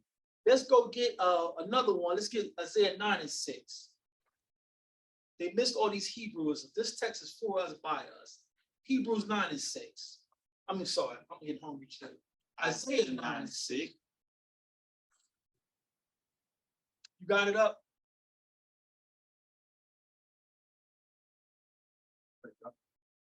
Isaiah 9 and 6, and then we're going to compare it to the Septuagint. For unto us a child is born, and unto us a son is given, and the government shall be upon his shoulder, and his name shall be called Wonderful Counselor, the Mighty Elohim, the Everlasting Father, the Prince of Peace. Yes. So this is when the Christian theologians going to say, this is why Jesus is God right here. And you don't understand Hebrew. His name shall be called, no one ever called Messiah Wonderful Counselor. None of them ever called him the Mighty God. None of them ever called him the Everlasting Father of Peace. So what is our Hebrew text saying? His sham, his name, his fame, his reputation is going to be a proof that the everlasting King is with us. They miss this inside Christian theologians. They don't get the Hebrew. No one ever called Messiah by those names. So Messiah is not God. He's not equal to his Father. His reputation is going to be Abba is with us. So in the Septuagint, Isaiah chapter 9, verse 6, it says, for a child is born to us, and a son is given to us, whose government is upon his shoulder, and his name is called the Messenger of Great Counsel, for I will bring peace upon the princes and help to him. I will bring peace upon the princes. Who are the princes? Us. Yasharallah means princes or powers of Yah. So that text again in the Septuagint, Isaiah 9 and 6, is more clearly articulated in the Septuagint. The whole point of the Feast of Tabernacles or SELAH is evidence that our Father is still providing and protecting us. This is the Feast of Tabernacles or SELAH part 1.